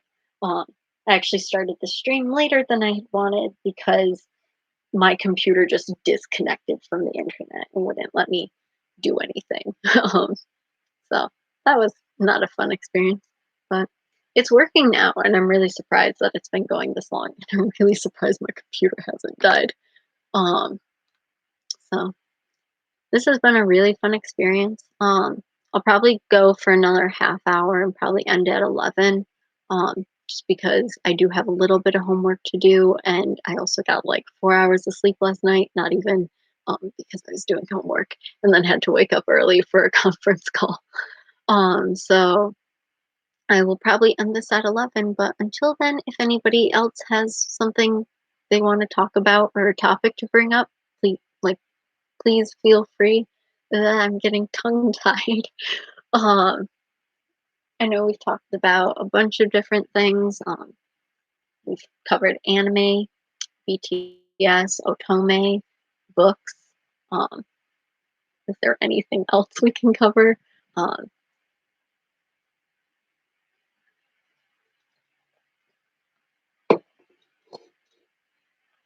Anybody have anything really cool that they're into currently? Trying to think what I'm really into. Oh, lately, and I don't know why, I've been really into wedding reality TV shows, um, which is very weird. Like, I've always been a big fan of Say Yes to the Dress. I'm really into fashion, and so I really like that show. But lately, I've been watching Four Brides. Um, is that what it's called? I think that's what it's called. And that one's really cool. It's where there are different brides and they go to each other's weddings and they rank how good the wedding is. And whoever wins gets essentially a paid for honeymoon. And it's like really cool because it's like a competition essentially. But 90% of the time, the girls have all come out as like friends and are all like very supportive of each other at the end and are like happy for like those who won and like even plan to like meet up afterwards. And I think that's really cool that you still get like a little bit of competition from it, but at the same time, like it's still really heartwarming. It's also really cool to see like what types of weddings people have. 'Cause some go for like the more traditional, and some go for like really like crazy like ones. So I think that's really cool. Um, I've also been watching, I watched a few episodes of Bridezilla, and that one's a lot. People are crazy. And I also started randomly YouTube recommended last night, teenage weddings or something like that. And I watched like a few episodes of that because they're really short, and that's kind of like weird and crazy. Um, and, like most of the teenagers are like, I think the youngest one was 17, so they're typically like 17 to 19. But like some of their stories are crazy, and like I don't know how to feel about it. Um, like at one point, I'm still like, you do you. Like, if you guys want to get married, you guys get married. But then other times, I'm just like, what? Like, what is happening? Like, you guys have your whole life ahead of you. That's been kind of weird. I've been into cleaning videos, weirdly. Cleaning videos are interesting. I tend not to watch them because I don't like to clean. I actually, I weirdly do like to clean, but I'm like not necessarily a stress cleaner. I'm a procrastinator. Um, like if I have like a big essay that's due, I will go and like wash all the dishes before I like do the essay and stuff. But overall, like my actual room itself is an organized chaos. I know where everything is. It just doesn't look like I should. Um, but eventually I keep meaning to clean it. But when I went to clean it, I was gonna clean it this past weekend, but I threw out my shoulder, so that didn't happen. So maybe this weekend I will get around to cleaning that. But yeah, what type of cleaning videos do you like watching? Like any particular ones? Like I almost said soap cleaning, and then I realized that's not the thing. But like dish like cleaning or just like organization, like tips and tricks and stuff. You've seen that one? Which one? You've seen which one, the teenage wedding one?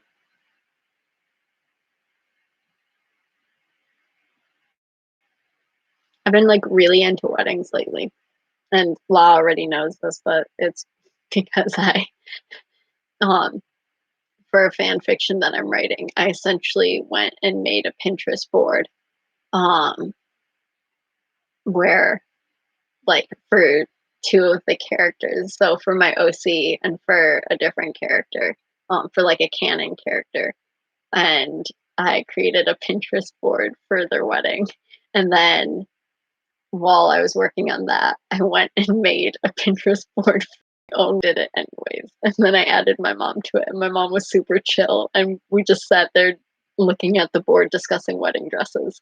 Um, so that was a bit weird, so because of that, weddings have been on my mind a lot, and so I've been binge watching, like, wedding shows, so I don't know, it's fun, it kills time. It's nice background to have, like, while you're playing Animal Crossing, because you don't have to, like, pay attention to it, but it's still, like, fulfilling to watch. It was so fun to watch them politely roast each other, but it was so sweet TBH. Oh, the Four Brides one? Yeah, the Four Brides one's really fun. I've been watching that on Hulu. Um, like, some of the weddings are crazy, but a lot of them are, like, really nice, and so I've kind of been, like, taking ideas and, like, thinking of things like there was one girl who instead of having a photo booth, she had a flipgram station. So you would go and it would record you and like whoever you were with, like doing something for like 30 seconds, and then it would print it out as like a little flip book for you. So instead of just like a few pictures, it was like an entire flip book. And I thought that was really cool. Probably super expensive the amount of paper and like ink that has to be used, especially like if you have like group of like 4 or 5 of you in the booth and they have to print that much out, like, that'd probably be, like, a lot, but I think that'd be really cool, like, wedding gift, but I don't know, it's been really cool. It's been giving me ideas for my own wedding, even though that's very far in the future, um, but yeah, pretty good show. highly recommend it. Bridesmaids and the teenage wedding one, I'm kind of like about, but Say Yes to the Dress and Four Brides, pretty good. Trying to think what else. Been watching lots of cooking shows. I don't like cooking shows, but I like cooking competitions, especially baking competitions. Um, my roommate and I are very big fans of Nailed It, Zumbo's, Just Desserts, I think is what it's called. That one's really good. Sugar Rush is good. Um, Obviously, Cake Wars and Cupcake Wars. Like Cupcake Wars, kind of was one of the front runners for starting out on this, like baking competitions. I have to head out. Thank you for raising awareness. It was nice listening to you. Thank you so much for joining, and I hope you will stop by if I have another stream, even if it's not a charity live stream. It was really fun talking about Otome with you and anime. Um, and thank you so much for stopping by and for also supporting awareness and like spreading it yourself. So thank you so much. I hope you have a nice night. Um, but yeah, so Cupcake Wars, great. Cake Wars, great. Great British Bake Off, obviously, like one of the best. Um, but yeah, um, so if you have any baking show recommendations, I'm really into that. I like baking. I don't mind cooking competitions. I'll watch them, but I definitely prefer baking more. And that's also just who I am as a person. Like I can cook, but I rather bake if I have to like be in the kitchen. Um, I for sure will. Thank you. Of course, like you're welcome anytime to our stream or to just my channel in general. And thank you, Flacco, for saying it's been a nice stream. Um, I hope so. Um, I feel like I've partially been just blabbering and then partially also like having a conversation. Um, I tend to ramble, so I feel like that both helps the stream and hinders the stream. Um, but if you guys enjoy it, I guess I'm doing something right. This is pretty fun. I was a bit worried about live streaming, but I don't know. I feel like this is much easier than like, I don't know, like my Zoom classes. Like I have like one Zoom class and I literally, despite me being friends with like most of the people in there, like I don't talk during it. Um, Despite like when we had class face to face, I would talk all the time in it. Now I'm just like there silent, just like sitting here. Um, Whereas like this I feel like is easier for me to talk to. Um, but yeah, it's pretty interesting. It's kind of weird because typically for live streams I'm like in the comments. I'm like one of the people in the chat talking and not the person actually talking. So it's kind of like weird to be on like the reverse flip side of it. But I think it's pretty interesting. I definitely think I might live stream a bit more. Maybe just have some like chill, just like talking streams like this. Maybe just a couple like updates or just like fun things. I know I mentioned earlier when asked what type of content I'm going to be doing. Um, I mentioned that I was going to do kind of more like sit down talk type things instead of reactions, and like I'm going to continue with my reactions. Um, but a lot more of my videos I feel are going to be more like this kind of like sit down chill setting of me just like talking about things that I'm into, um, and things of that nature. So I hope you guys enjoy that. I hopefully will be able to pull it off and do it. I'm still trying to figure out. I feel like if I need to make like a schedule. I feel like if I make a schedule that'll be better. Um, but yeah, we'll see. Um, so yeah, but well, there's an apartment like right behind me, and their walls are really thin, and they play games a lot. Um, so we can always hear when they're either doing really good at their games or very bad at their games. Um, but yeah, so we still have like roughly 17 minutes of the stream. If anybody has any topics or anything that they would like to talk about, maybe if you guys are into any video games lately. I know we talked a little bit about that earlier. Just like some games that were coming out or have recently come out, like Animal Crossing. Um, I wish I could like record my Animal Crossing, but I don't have a capture card. Um, might be able to get one, but I feel like I should buy a new computer before I get a capture card. Um, but I know that came out. I know Resi 3 came out. Um, and I've been watching people's chat. That's been pretty good.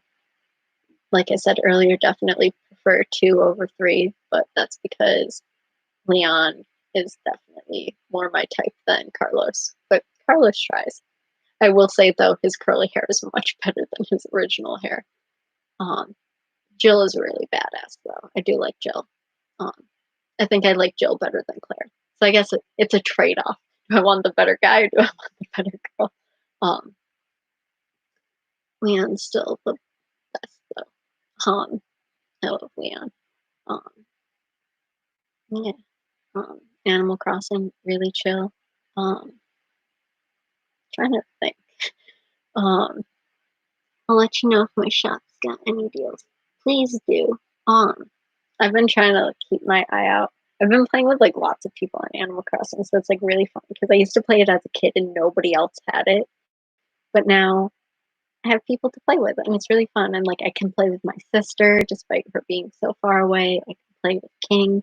Um, that's really fun. I've been trying to send him and like my sister and a few others like things that I think that they'll like um, when I like stumble upon them. So that's pretty cool. Um, yeah. I know Doom Eternal came out. I haven't watched that played. I watched Mark play a demo of it, but I haven't. I think I watched maybe the first episode of it. I don't know. I feel like I just watched Jacksepticeye play an entire. Oh, I watched him play Resident 3. But before that, hmm, I don't know. I watch a lot of both of their videos, and sometimes the same game, and then sometimes they're not. So maybe I might have watched Mark play some of Doom Eternal, but I probably had it on as background if I did and didn't pay attention to it whatsoever. Um, but I know that was supposed to be pretty good. I remember there were a bunch of memes because it came out on the same day as Animal Crossing.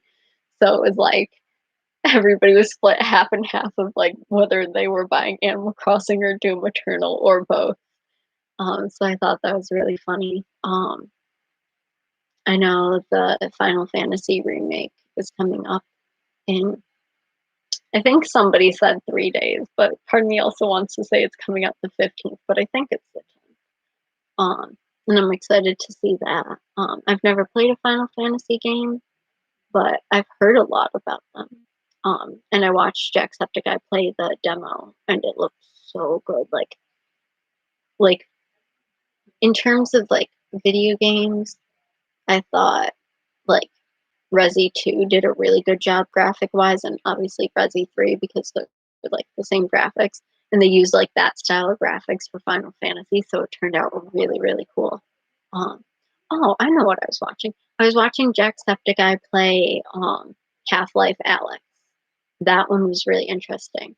I never played the Half-Life series, but I played the Portal series, and um, so it was like kind of interesting to see like because Half-Life Alex was essentially kind of like a precursor to the Half-Life games.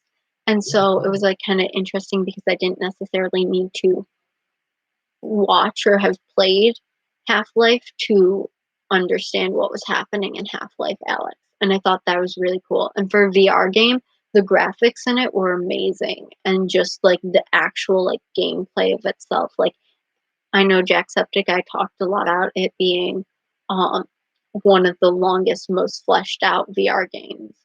And I thought that was really, really cool um, that they were able to make something like that. So I thought that was really cool. Um, it also, right after watching that, um, did make me go back and, like, listening to, like, the ending songs of Portal because I used to love the ending songs of Portal, and I used to be able to sing them word for word.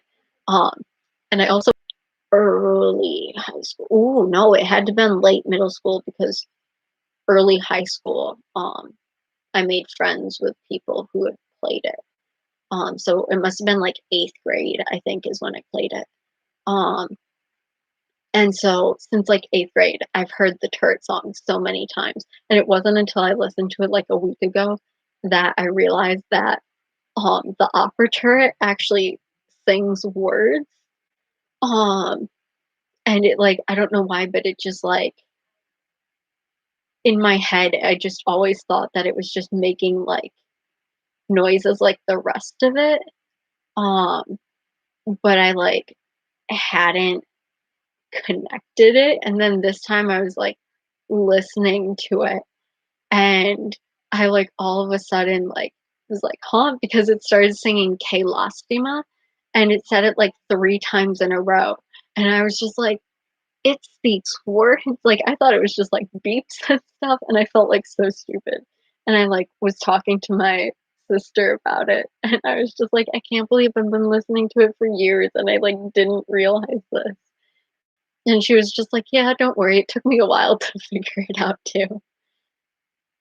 So I thought that was funny, but as for, like, the VR game, like, it looked really, really good, and it was, like, nice the fact that, like I know Jacksepticeye pointed it out, but his like, what he was viewing through, like, the lenses was different from how it appeared for the viewers to watch, like, he kept saying how to look at his health, he had to, like, look at his arm, whereas for the viewer, it appeared in, like, the corner of the screen, and how, like, that was really cool and, like, made it easier for people to do streams of it or to, like, make gameplay videos of it.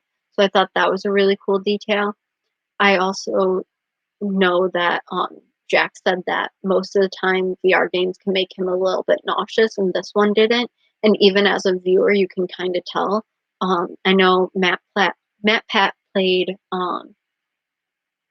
Boneworks, and he felt really nauseous and had to, like, change the settings so he could play while sitting down, and even then, it was still, like, really lurchy, and, like, even me watching it, like, sometimes it would get too lurchy, and I know that Julian from, like, Jenna and Julian, he also had issues when he was playing Boneworks with the VR and just feeling nauseous, like, he had to sit down because he just felt so sick, and even, like, my roommate couldn't handle watching him play it because it was just too shaky.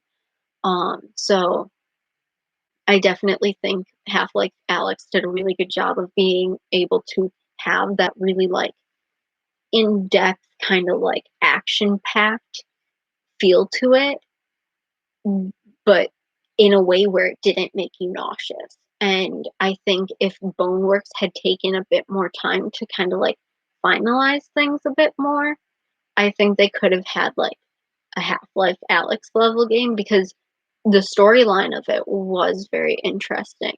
I'm kinda confused on it because I was partially watching Matt Pat as he was, like, live streaming it and then partially watching, like, pre-recorded things, so I think I watched it out of order, but I did watch it in entirety, and I thought that the storyline of it was really interesting. Um, but, like, some of the graphics and stuff was just, like, back and forth and just, like, really difficult to watch. Yeah, like, my roommate just said, like, she felt nauseous, like, watching Julian play it, like, it was just bad, and, like, I know Matt Pat, like, had to, like ended up changing the settings so he could just play without moving because in order to, like, move and stuff, it was just too crazy in his vision. Um, so it was kinda interesting to see the difference between, like, Boneworks and, like, Half-Life Alex in terms of VR because both of them are really long, like, VR games that are made by pretty well-known, like, developers, and it's interesting to see how Boneworks ended up being a bit graphically impaired and how Half-Life Alex ended up being, like, the front of the line for pioneering VR.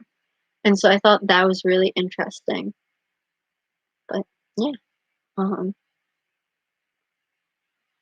Spare Mia Audio Slaps. Is that the um turret song? I always just called it the turret song. It's also supposed to be apparently like a bunch of different languages like slapped together.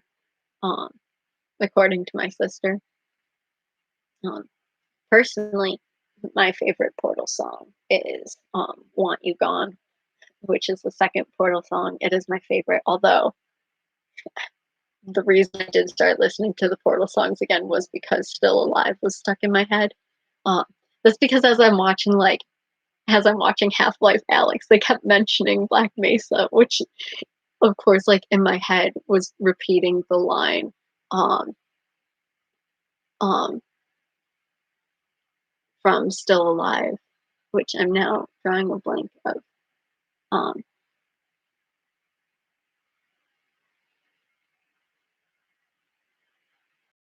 it's something along the lines of like maybe you'll find someone else to help you. Maybe Black Mesa, that was a joke. Haha, fat champ. That line. And so every single time they mentioned Black Mesa and like Half-Life Alyx, that's what I thought of. And so it made me go back and like listen to all of them. But Want You Gone was definitely my favorite. Um, still also liked Still Alive. The turret song I like, but it also makes me sad. The first time I heard it, I did cry, but I cried more so bawl my eyes out at the end of Portal 2. And that's probably because my sister and I sat together and we played it for like an entire summer. Like we had like a pact that she couldn't play it without me. And we would just sit there and like solve everything in both games together. And by the time we got to the end of it, I just felt like so attached to the characters and I just like started crying.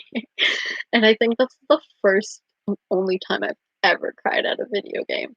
Um, I don't think I ever have since then. Um, yeah, I don't even think Inotome's got to me to cry, despite like characters dying or anything. So yeah, that's my relationship with Portal, and Portal 2 made me cry. Um, but it's a really good game. If you haven't played it, definitely recommend it. Lots of puzzle solving. Um, that's tough, but Portal 2 has potatoes, and I love potatoes. Potatoes is my favorite character in Portal. It's just GLaDOS shoved into a potato, but it's so funny. Um, my sister likes to laugh and tell me that I'm Potatoes when Potatoes is like in the bird's nest. Um, because um, Potatoes essentially gets pecked by birds and then chick save her. And then whenever they're near a bird, they're just like, bird, bird, kill it, it's evil. And my sister laughs and says that's me because I have a um very strong dislike of seagulls. And that's essentially my reaction whenever there is a seagull near me. And so my sister likes to make fun of me and says I'm Potatoes. Um, because I'm always just like, it's a bird, bird, kill it, like it's evil. Except in my case, it's just seagulls. I mean, birds in general creep me out, but seagulls I have a vendetta against. It's weird. I fought geese, but seagulls are the ones I have an issue with. Um, that's because I have a long, tragic backstory with them, in which I was attacked. Um, so yeah, don't like birds too much, but seagulls especially. So, the companion cube, though, the companion cube is the best. I actually used to have my backpack in high school for 3 out of the 4 years of high school, maybe. I don't know if you'd remember, Law. If you do, correct me. But I think freshman through junior year of high school, I had a companion cube messenger bag that was gray and pink and had the companion cube on it. And it was super cute. Um, and I had to stop using it because the straps were ripping off because my books started getting too heavy. um, but it lasted me like 3 years. And for a short while, it kind of matched my one of my boyfriends at the time who had an orange bag that I believe had Aperture's logo on it. Could be wrong. I don't know if he's watching the stream, but if he is, he should correct me. He said he might watch the stream, but I don't know if he is. But he did have a portal bag, and that was part of how we became friends freshman year, was we both had portal bags. And we're like, portal, yeah. And then everybody else in the class that we like were in were like, what are you guys talking about? But yeah, Portal's a great game. I haven't played it in a while. Um, but I'm also like, I don't have the mind capacity to do that. Okay, it is 11, but I don't know if we should end this here or if we should keep going until it hits 4 hours on stream. I guess I will leave it up to you guys. The stream has like 13 minutes until it hits 4 hours, so I don't know if we want to keep going for another 13 minutes or if you guys would like to end this here. I can go for either. So if anybody wants, like, let me know in the comments. I'll stick around for a few minutes just in case the comments are delayed. Let's go to 4 hours. Okay. So we have one vote for 4 hours. I wonder how delayed the comments are. Has anybody noticed? Do the comments seem, it's like probably hard for you guys to tell if the comments are delayed on my end, just because I sometimes read it as soon as you guys, like as soon as it shows up, and sometimes like I'm in the middle of something, so I wait till I finish my thought. But I hope the comments aren't too laggy. Yes, I agree. Let's do 4 hours. Okay, then. I guess we'll go 4 hours. So we have 12 minutes left. So, any other topics for these last 12 minutes? I guess I will very quickly. Actually, I'll pitch everything at the end. But any other topics? I think I've talked about a lot of things. But yeah, I guess just in general in the future, I'm gonna try to upload a bit more. I'm gonna see if I can like make a schedule and stick to it about when I'm editing things, recording things, and like putting out things. I know right now, like this is the first thing I've done to this channel like a month. So hopefully I'll stop having just like month hiatuses. Or if I do, I'll have like an explanation. But I will definitely try to get better about that. I do have a couple series that I talked about. Like I said, I have a couple more taste tests coming up. Um, I have the Otomania that I'm really excited and hopefully we'll figure out a little bit more about. That one I might have to script write for because if I don't, I might ramble. But I have that. I might do a couple more book nooks since Clutch said he'd be interested in those. K-pop reactions will stay the same. I'm gonna try to do gameplays, but like I've said a couple of times, like my computer cannot always handle it. Like I really want to finish my Sims University playthrough, but literally just recording that first Sims University video, it literally crashed like so bad trying to just get my girl to move from her house into the dorms. It just froze for almost an hour. So I don't know about that. But Otome games seem to be slightly better. My issue with Otome games, I guess for you guys, you don't notice it, but when I have to like screen record, I can't have them in like full mode. I have to have them in windowed, like their Xbox Live thing, to record.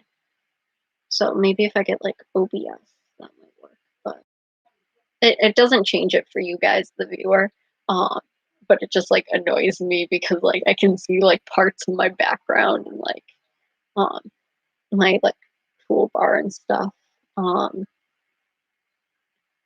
Whereas sometimes when I play games, I like it like full screen. But I guess it doesn't make a difference. But I might try to do a couple more like otome things. I don't know. I feel like otome games would be better to stream, but I don't know if my computer can handle that. Um, I might do a couple test runs on Twitch and see, and if that ends up being the case, then I will probably go and stream otome games on Twitch and then upload them here. Um, because like otome games would be really like user friendly, or audience friendly kind of, because we can make decisions as like a group. Um, Whereas like for YouTube, it's definitely um more like what I want to do, which sometimes isn't bad because like it is my playthrough, but sometimes I think it'd be fun to kind of like when there's a big decision and I'm like, oh, I don't know, to then be able to like ask you guys. So that would be interesting to do. So I'll see if I can work out the schematics of that. But as of right now, I don't think my computer can like handle that. Um, like it's just kind of going down in flames, but it's handling the stream relatively well. My friend is telling me that um,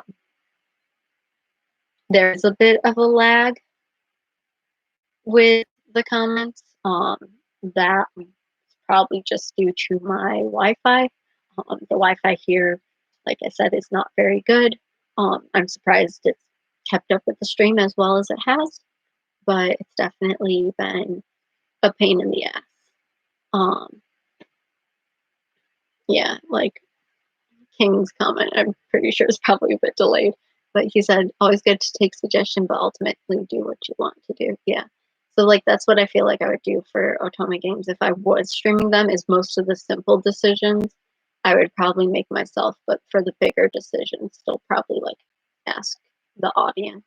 Um, because I've played a lot of Otome games, I tend to pick up on trends of different like character tropes and different answers and their effects.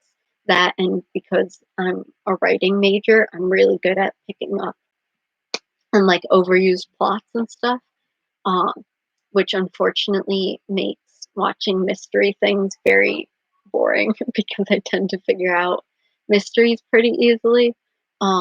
But for Otome games, sometimes it's interesting because like there will be choices where I'll be like, oh, this is obviously the answer because this will happen. But then there are times where I'm like, well, if I choose this, this could happen, but it could also mean this.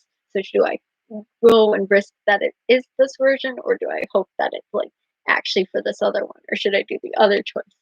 And so kind of like those more difficult decisions, maybe leave that up to the audience. But I don't know. I guess I'd have to figure out how well my computer can handle streaming and playing the game.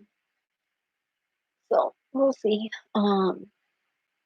Same with just like Wi-Fi in general. That seems to be an issue here lately. Um, like my Wi-Fi has essentially just been cutting out at like 2 in the morning.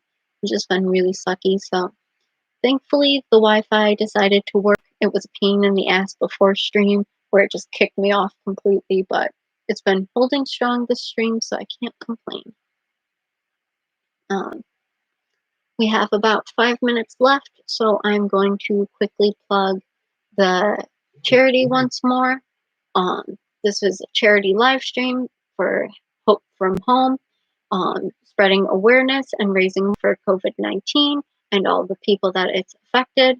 Your money gets split into 3 different ways. It goes to the Red Nose Day, which helps like keep children safe and like educated and provides them with food. It goes to United Way, who helps protect people who are most in need and get them food and shelter and vital information. And it goes to the COVID-19 Solidarity Response Fund, which is run by United Nations and the World Health Organization. And they work a lot into helping um, into the research that will help to prevent and stop the spread, as well as making sure that it'll help. Um, there's no amount that's too small, no amount that's too big. I know that people are in financially difficult times, so if you can't donate, that is perfectly fine. What you can do instead is to just spread awareness, spread helpful tips on how to stay away, social distance from people, like how to stay clean and sanitize and things like that. Look into ways to help lessen contact for those who have to be out in the world still working. Look into things that you can do, like I mentioned, the making masks through Joann's fabrics and kind of researching that, or getting children food who can't get it because school is closed and things like that. So definitely, if you can't donate money yourself, I would definitely recommend looking into programs or stuff that you can help out with without having to pay. Um, but definitely just spreading awareness and reaching out and helping those in need, whether it's maybe helping an elderly neighbor who can't go out and get food, maybe buying their groceries and leaving it for them.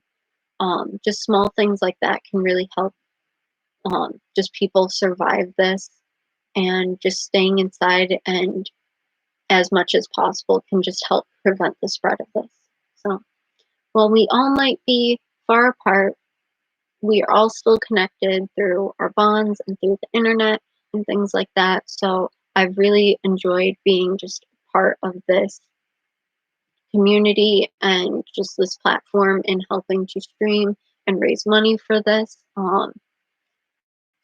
There have been influencers much bigger than me, probably just as small as me, who have all taken part of their time today to raise money um, for this um, particular charity. And I'm sure that in the future, more people will do it, either charity or different charities. But today, especially, people have been going for Hope from Home, and I'm really happy to have been a part of it and to have raised my goal of $100 and actually beaten it and raised $170. I did not think it was possible. I didn't even think that I was going to hit 50, but we ended up making the goal and like surpassing it by $70, which I cannot thank you guys enough for.